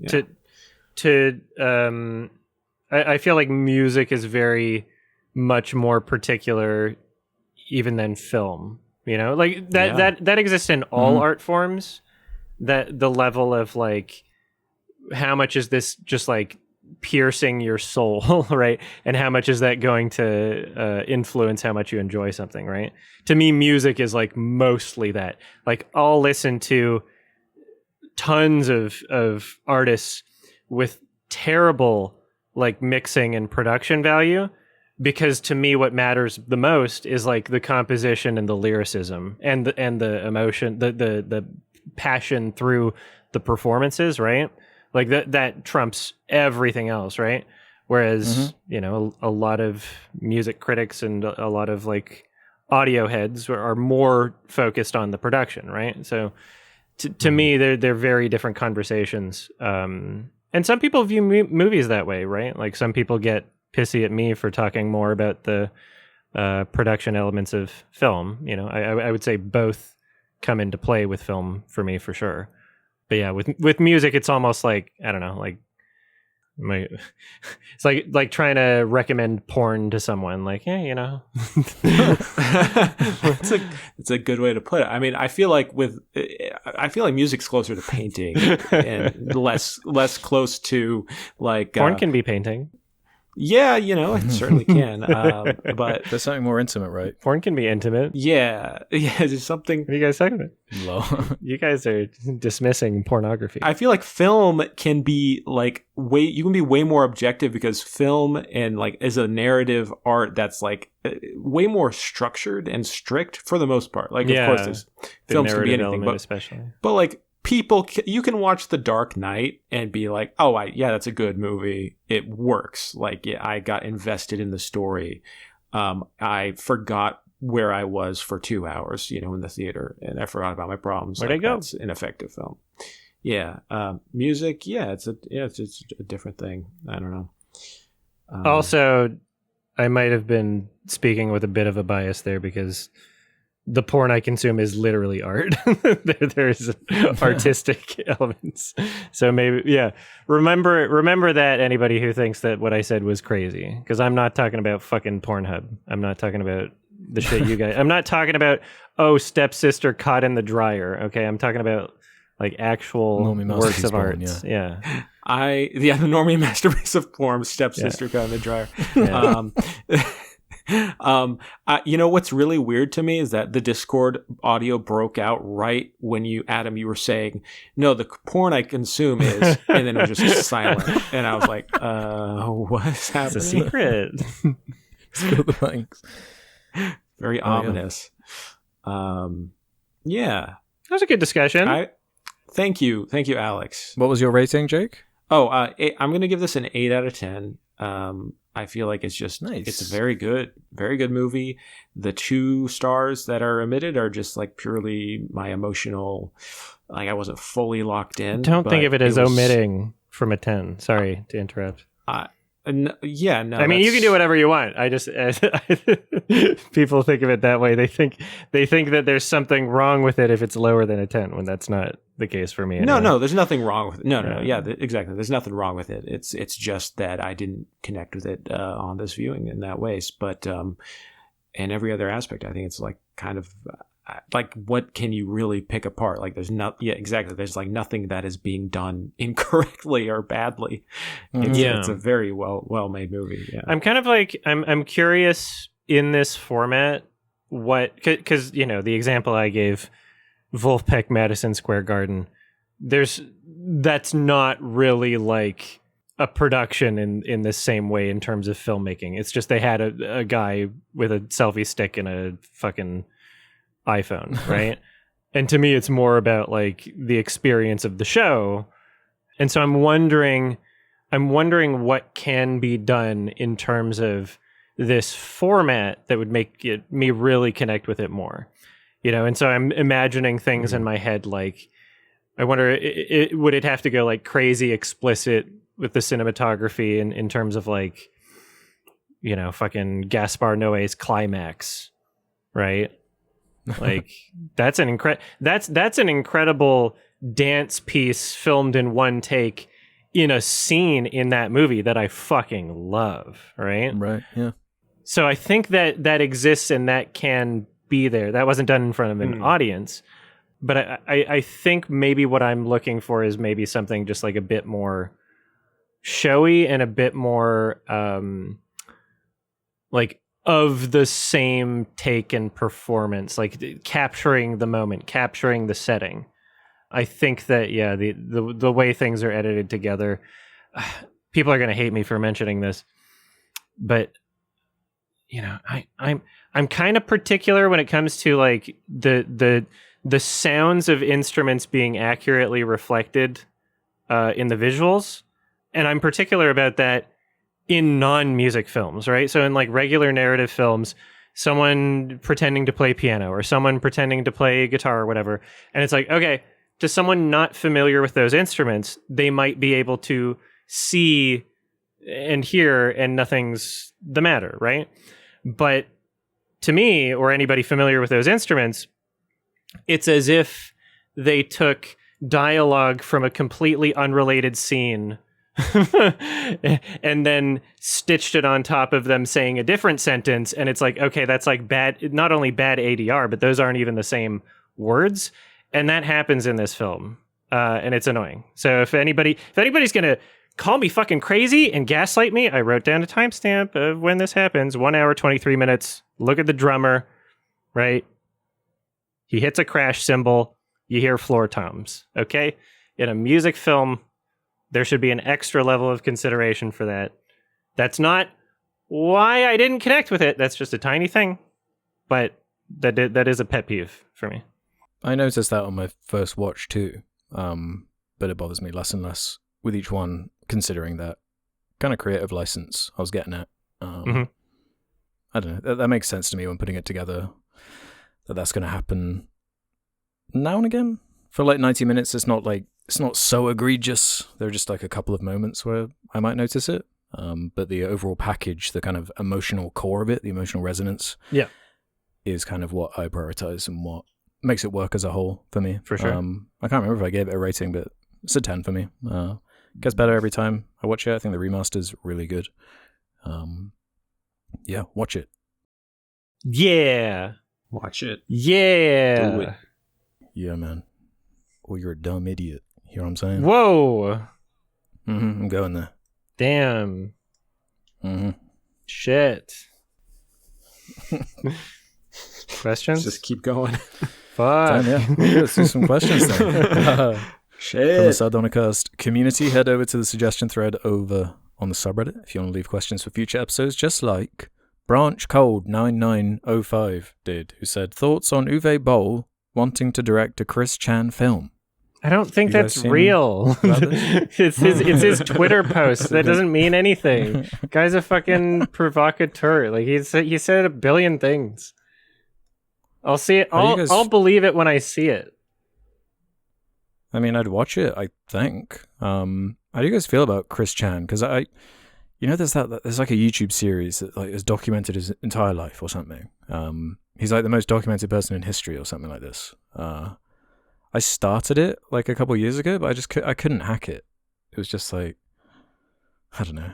It just felt like almost too mean-spirited to me. Like I know all the classic Chris Chan things. I don't know. Some people like are really obsessed with this dude. I don't know like the story here. Yeah, that also felt like too much. And Chris Chan or Christine Weston Chandler, who knows, is probably the most confusing example as to like what anyone should be gendering. So I'll say she because it doesn't matter. But there is like, yeah, I don't know. People, because her Twitter still says Chris Chan, but I don't know what's going on in her mind. No one does. And that's part of the fascination, right? Well, I know it's like the medallion, the comic. That's a cursed all I really know. item. Yeah. that'll curse you. I feel like Chris Chan is an Eddington character. Yeah. I don't. I'm proud to say that I know virtually nothing about this person. And Good. I have intentionally avoided all knowledge at every turn, any suggested video, any tweet. I'm just like, you know what? Good. I don't need to know about this. This is not my business. I'm just going to look away. Leave it to the experts. Like you guys. I'll leave it to the experts. No, yeah, it's just, it's the most thoroughly documented person in history, basically.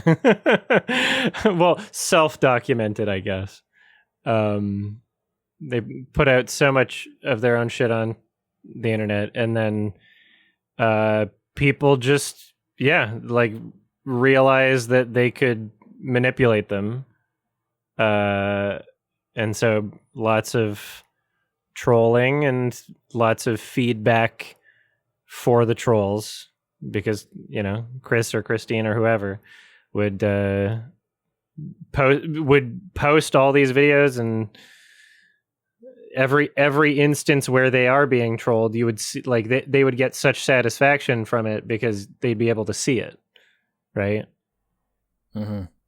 So but it's a mentally ill person who who is being bullied, but there's a big debate as to whether or not, like, they're off limits, because every time someone's like, okay, yeah, they're mentally ill, stop bullying on them, then people are like, well, they boinked their mom.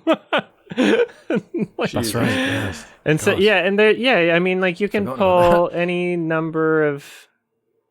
I don't know what's happening in that head, and that's what makes them fascinating, but not fascinating enough for me to, like, be invested in the narrative of their life. Why what would you do with a Chris Chan movie? I don't know, especially Uwe Boll. What would Uwe Boll do with a Chris Chan? Like, who the fuck? Doesn't matter. Make it exploitational, probably. Something like get that. Paul Greengrass to do it. That would be interesting, actually. Yeah, well, I just opened the playlist of Chris Chan: A Comprehensive History, and that's going up to 11 months ago, about a year ago.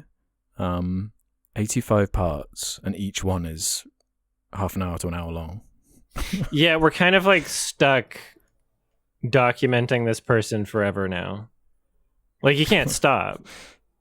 Everybody is too invested. It's the sunken cost. And this is like a channel with 300k subs, and this is like just what they do. Yeah, I would rather see that with Daddy Derek. I find Daddy Derek's more interesting.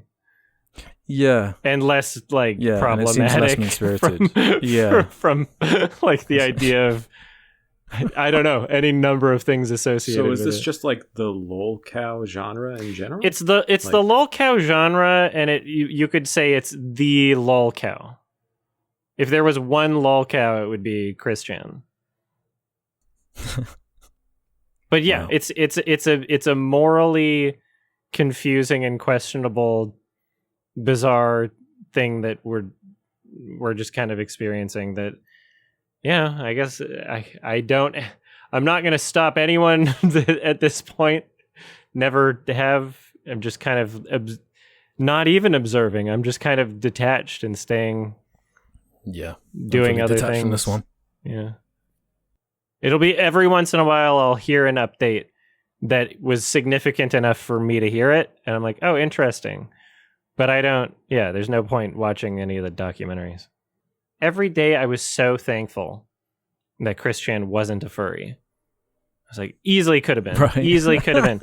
They were brony instead. Hell yeah. Oh my God. Dodged a bullet. Well, speaking of something that Jake knows nothing about, we got a question here about something Jake's very knowledgeable. From Dingus Mode 45.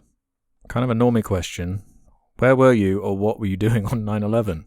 I guess it's like your thing now, Jake, I'm afraid. Yeah, that's great. That's great. I mean, I was born in 97, so I really have any memory of what I was doing. I'm told that we just went to the museum. We went to the Science Center in Phoenix, and that's all I don't remember anything about it. But once I did learn about it, then it changed my life, you know. It unlocked everything, yeah. It unlocked everything, and yeah, I don't know. How about you guys? What were you guys up to? I was in primary school. Nice. I don't remember like seeing. I didn't watch the news or whatever. I was a kid, but I distinctly remember the reactions of like adults around me.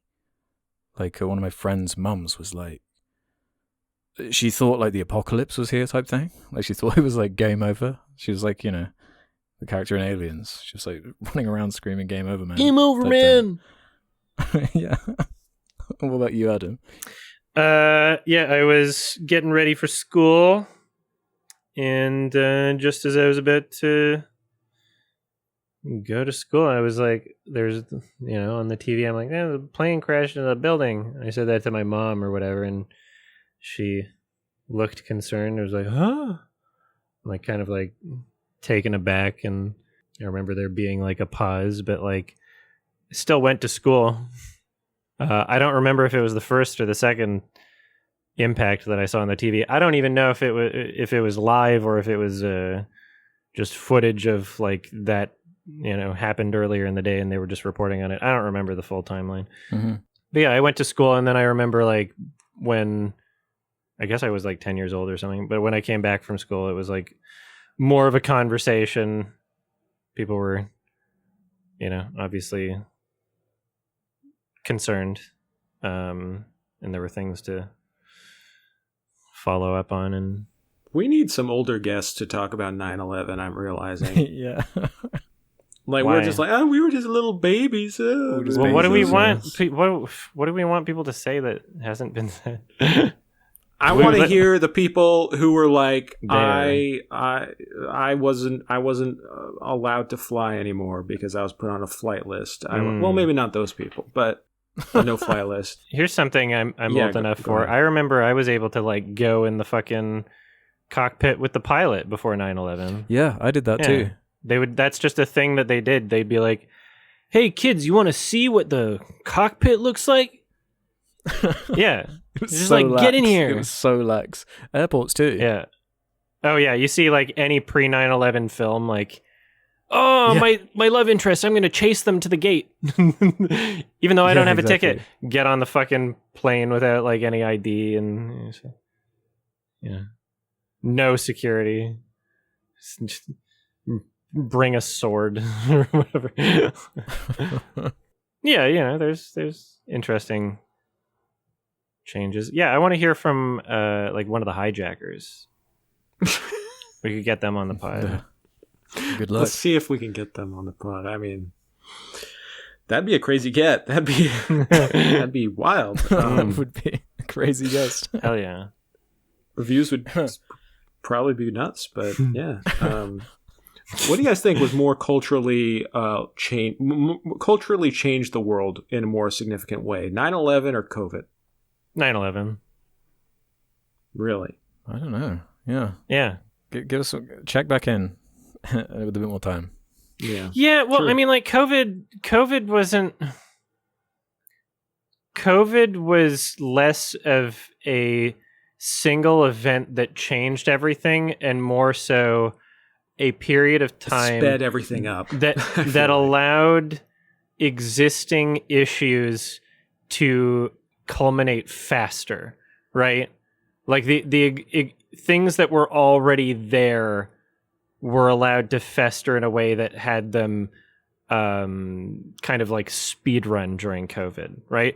I think that without COVID, a lot of the shit that we associate, that we blame COVID on, would still happen, just maybe it wouldn't have happened as quickly, sort of thing. Whereas like 9/11 was like a shifting, like, oh, this is the moment, policies change, media changes, like outlook and vibes change, excuse to fucking go to war, right? Bush gets elected again. We're invading Iraq for no reason. Like that was a very cause and effect. Right. I think you're on the money with that. And speaking of this entire topic, I just want to shout out the Big Picture podcast.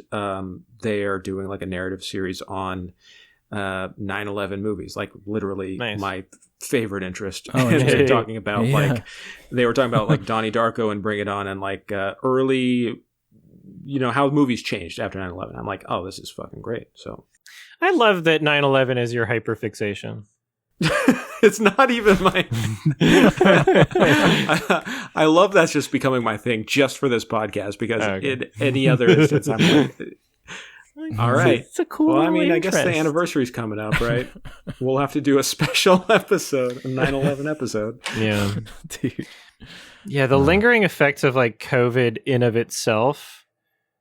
Like, I can't blame COVID for people being, crazy conspiracy nut jobs and the internet putting us all into different boxes. Like, sure, that made things happen worse faster, but that's not, you don't blame COVID for that. The existing structures before COVID, you blame. The things you can... It felt like a straw breaking the camel's back kind of moment. Yeah. It's been building. That was just what made everything snap. Yeah, exactly. Where look at the movie industry. Like literally, it was like things were already moving in that direction of streaming and fewer sales. It was just COVID exacerbated that hugely. So. Yeah, fast tracked it. Yeah, and even like like restaurants and grocery stores and price gouging and inflation, like all of those things were already moving in that direction.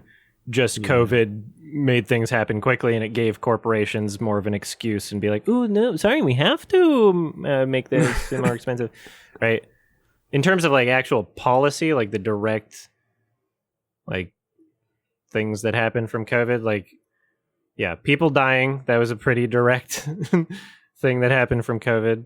The lingering effects of the. It's important to say, way more people died from COVID than 9/11. That is actually important to say. Yeah. Unless you're counting the wars that happened. Even with the wars, I actually... What do you mean? No, that you're right. I think COVID's still higher death toll. Yeah, 1 million people didn't die in Iraq. Lots of people died. Yeah, but not... Lots of people died. That's, How many people died from COVID in the States alone? It was like 1 million. That's wild. It was over 100K in the UK by itself. A tiny little island. Yeah. Yeah, I just think it's nuts to go from 9/11, then you jump to the 2008 housing crisis, throw in a bit of Brexit after for good measure, and then top it off with COVID. Oh yeah, things are bad. No one's having a good time. Everyone's kind of in their own version of shit right now. Some misery bingo going on over here. Yeah. The 90s really feels like the last gasp of optimism. Like, okay, maybe things will work out. And then... Yeah, cultural optimism. I guess 9/11 just represents also, too, just like the reality of, no. Things aren't over. Things are... It's going to keep getting worse. Because that's like the meme now with like Office Space, American Beauty, where it's like all these movies about people that were quite comfortable.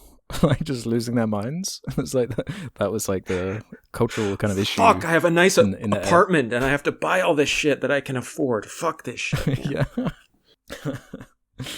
Well, we mentioned Game Over Man. Puzzle-headed Web 446 said, would you rather go on a date with James Cameron where he takes you on a dive on one of his subs, or go on a date with Harrison Ford where he takes you for a ride on one of his planes? Harrison Ford has crashed like every plane, all right? James Cameron has not sunk. I'm not going with Harrison. I've been on a plane. What do you mean? Yeah, James Cameron. Let's do it. If James Cameron took me into a submarine, I would feel so safe. I'd be like, I'm safer than if I was driving. You know what? I saw a fucking... This is so... I was watching an interview with James Cameron talking about the anniversary of the Titan submersible disaster. He was talking to an Australian reporter. And I've seen this. The reporter is asking him, like, what about the safety of going down on a dive? And James Cameron says, the safety, it's safer than if you were to hop into an Uber right now. It's 1,000 times safer. And I'm like, man, I trust you, James Cameron. I would go to the bottom of the ocean with you. James Cameron. And you know what? Steamy. This is totally off tangent, but I just have to mention this to you guys because I think you would find it amusing. He used the most eloquent language to describe what he thought was a farcical situation when the Titan submersible was in the water, and he was very annoyed and pissed off at how the media was reporting the tapping sounds. He said they were talking about how there was a reporting of tapping sounds in the ocean. And he, of course, says, at this point, we all knew, everyone in the submersible community knew these guys were fucking dead. They imploded. Like, there's just no other shot. The Coast Guard was searching for nothing. And he was very annoyed that the media was talking about tapping. And he said, the language he used, the phrasing he used was perfect. He said that hearing tapping underwater with all the sounds of the Navy ships and everything would be like hearing a sparrow's fart over the cacophony of an airport.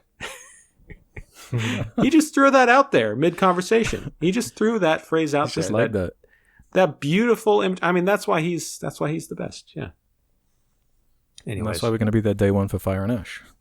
That's why we all three. Man, I wish we could see that together. That'd be fun. That would be fire. Damn. Okay. One more or no? Can we do two more? Let's do it. Let's do two more. Double Economy 1401 has our penultimate one here. Isn't spoiler talk part of baby brain syndrome? What? Like, can a spoiler actually ruin the intrinsic value or enjoyment of a film? I believe the best movies are those that you can rewatch over and over and get more out of every time you see it. I mean, yeah, in the same way that like fucking, being offended at slurs is that you still don't call people the N-word. You just be polite because it upsets some people, right? you be polite because some people don't want to hear spoilers. I'm just going to start yelling spoilers at people and then say, oh, you got the baby brain syndrome. Yeah. Are you mad? Did you guys see that story about Bill Hader, how he got fired from working at a theater because all these like kids who went to see Titanic were annoying him, and so he just told them all while they walked into the theater, Jack dies, Leo dies at the end of the movie. Leo dies. Wow. And he got fired. I think that's a funny story. Yeah, I mean, I would argue that like my experience with movies, what I appreciate is so much more than just the basic what happens narrative, which that's the only thing that a spoiler can spoil. That's what people spoil when they spoil movies. When I don't want to know anything about a movie, so like the movies that I really care about, by like artists that I like, I'll plug my ears and close my eyes when the trailers play if there's a trailer before a different movie, and I'll like hum in my head looking like a weirdo, but it works because it's not that I care so much about like the narrative spoilers. It's just that I want to experience everything in the order that the director intends, whether that is narrative specific or the style of the film, right? So like I would consider it as much of a spoiler for someone to say like, oh yeah, there's like comedic elements in this film where they weren't advertised that way, right? Like that's also a spoiler. But when people get spoiled for things, they're talking explicitly narratively. Yeah, in that sense, I don't really care that much because that's not what I get out of films. But a lot of people only view films in that way, which I've learned over the years, is that they only view it as a what happens and not how it happens. A surprising amount of people. And so in that sense, like a spoiler is literally like you just ruined the entire movie. Yeah. Yeah, I relate to what you're saying. There was a reply to it saying that the only film they could think of where it would kind of ruin the experience or rob something is One Cut of the Dead, which I kind of agree with. You only get like one shot really to experience it the way it was intended. Whereas like if you know what happens in The Sixth Sense, you can still kind of get a base level of enjoyment. I watched that knowing the twist. Yeah, although The Sixth Sense, the twist is it's a fucking like the reason why that became the twist movie is because it's a really good twist. So that would be one where like if you can avoid knowing that, then that's the best experience for sure. Oh, for sure. But that's one I watched knowing the twist already, and it didn't really hurt my enjoyment particularly. Right, let's end on this one then. From Minimum Plenty 6895. Hello, my mirthful movie men. Today I'll be guessing which type of vehicle each of you drive based purely on vibes. Starting off with Adam.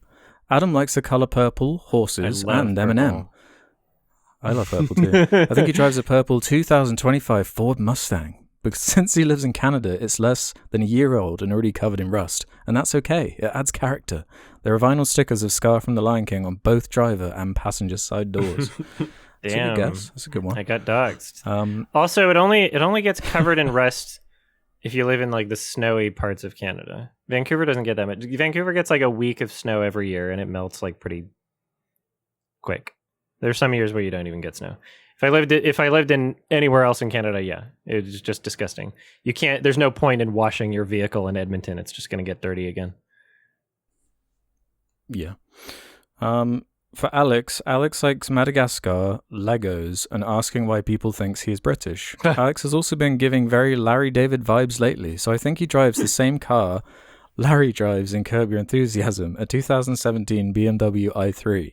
Has no special paint job or anything. Alex drives around eating something called a sausage roll. British food, I think, while listening to the musings of England's brightest minds, like epic atheist Ricky Gervais. I've got this is actually fucking crazy, okay? Because I actually drive that fucking car. Oh wow! No way! I have for years too. Well, they must have known that, right? That's crazy. I didn't even get that far in Curb to get him driving that fucking car. I've never mentioned it either. Nice. Fuck. That's Isn't that crazy? That's so weird. Yeah. Same. That's not all. For Jake likes book learning, having a mustache, and watching Michael Haneke films with his baby. Yeah. I think Jake drives the Oscar Mayer Wienermobile. Jake drives it while reading books, negligent to whomever is in his path of destruction. The baby sells hot dogs out of this truck to support the family. Hot dog customers call Jake and Nadia's progeny the Boss Baby. I had to look up what this is, the Oscar Mayer Wienermobile. You don't know what that is? Oh, that wasn't like a cultural thing in the UK, I guess. I didn't know what that was. No. There was a Probably wouldn't jingle. even fit on our horse and cart roads. Yeah. You know, I wish I were an Oscar Mayer wiener. No, that's a really good guess. You know, I like the phallic imagery of the Same. Oscar Mayer Wienermobile. You know, it's very like masculine energy, which I try to exude at every point at all times. Phallic, yeah. Yeah, just reading books while I drive, accurate. You know, you got to find every time you can throughout the day. So, yeah, that's it. I drive the Oscar Mayer Wienermobile. Cool. That was a good one. Yeah. I can see why you wanted to include those questions. Those are No, fun. that's good. That's good. In reality, I drive a boring Toyota car. Toyotas are good. In reality, I drive a I'm not telling you because I prefer. Yeah, I'm not going to say specifically, but yeah, it's Yeah. a Toyota. I'm not. I'll tell people it's a lease. It's a leased vehicle. That's it. Yeah. Well, I like weird, ugly cars. Mysterious. Yeah, I'm up a Nissan Cube or maybe a Nissan S Cargo. That's maybe what's next in my future. I find it Looks like a snail. interesting that you pronounce it Nissan. Yeah, I know it's supposed to be Nissan or whatever. What Americans and Canadians And Japanese, That's what the we say. country where it's from. and Japanese. Yeah. I know Jaguar and Jaguar and whatever. For Aluminium. years, my dad thought it was pronounced Nike. Yeah, He where thought it was are we on pronounced Adidas? What's the origin? That's not a joke though, Jake. They call it that. Adidas? Yeah, that's what they call it in Europe. Really? Their headquarters are in Germany, so maybe we're saying it wrong. Yeah, maybe we are. Okay. Founder Adolf Dassler. Oh, Jesus. Okay. Not a lot of Adolfs these days. Yeah, funny that. Yeah, let's bring him back. No, we're good. Let's oh yeah, actually we should. Yeah. Just leave that one buried, I reckon. Okay. It's time for a recommendation. Yeah, let's do it. Yeah, what you got? I'm going to preface this by saying it's not a spite recommendation, but you might feel like it is. Oh Jesus! Mhm. Now That's good. it's gonna be even worse. You might feel like it is. Okay. But it is something that I think you'll agree we needed to talk about at one point or another anyway, right? Right. There's a little bit of a backstory. So I, as you know, a film lover, have seen castration movie anthology 1 Traps. Yes. An excellent, very interesting film that came out last year. There are 3 more movies being made. Part 2 is being released very shortly. If anybody's looking for part 1, you can buy it for like a few dollars on Gumroad right now. Just search it up. Very, very cool movie.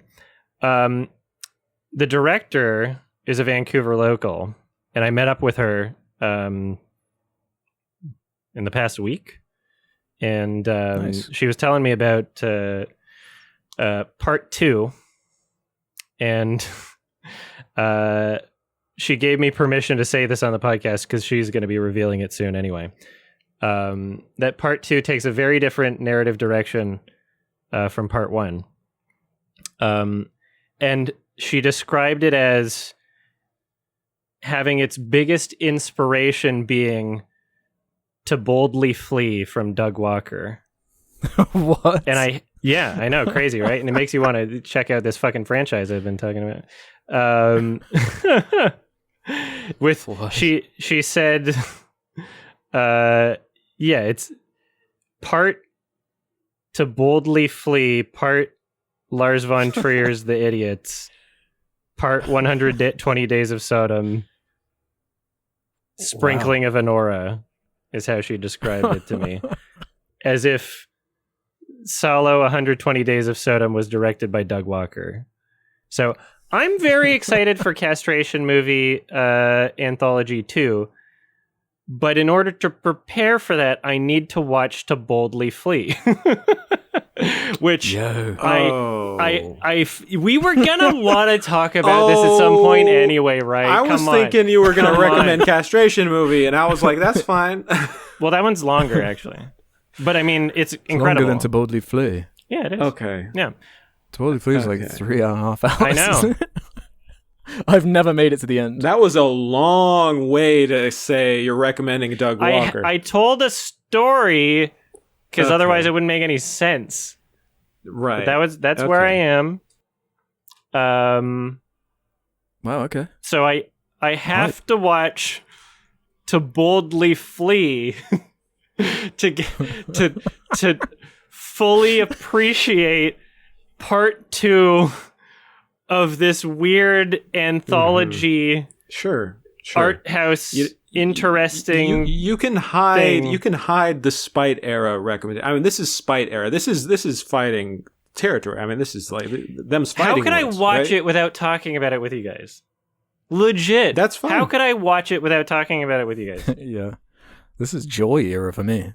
That's fine. It's just there's gonna be some revenge that will come. Yeah, at one point in the future. Well, you already told me off stream, and I won't spoil what your next recommendation will be. So unless you lied, I think I'm safe for at least another month or 2. Maybe I'll lie. Who knows?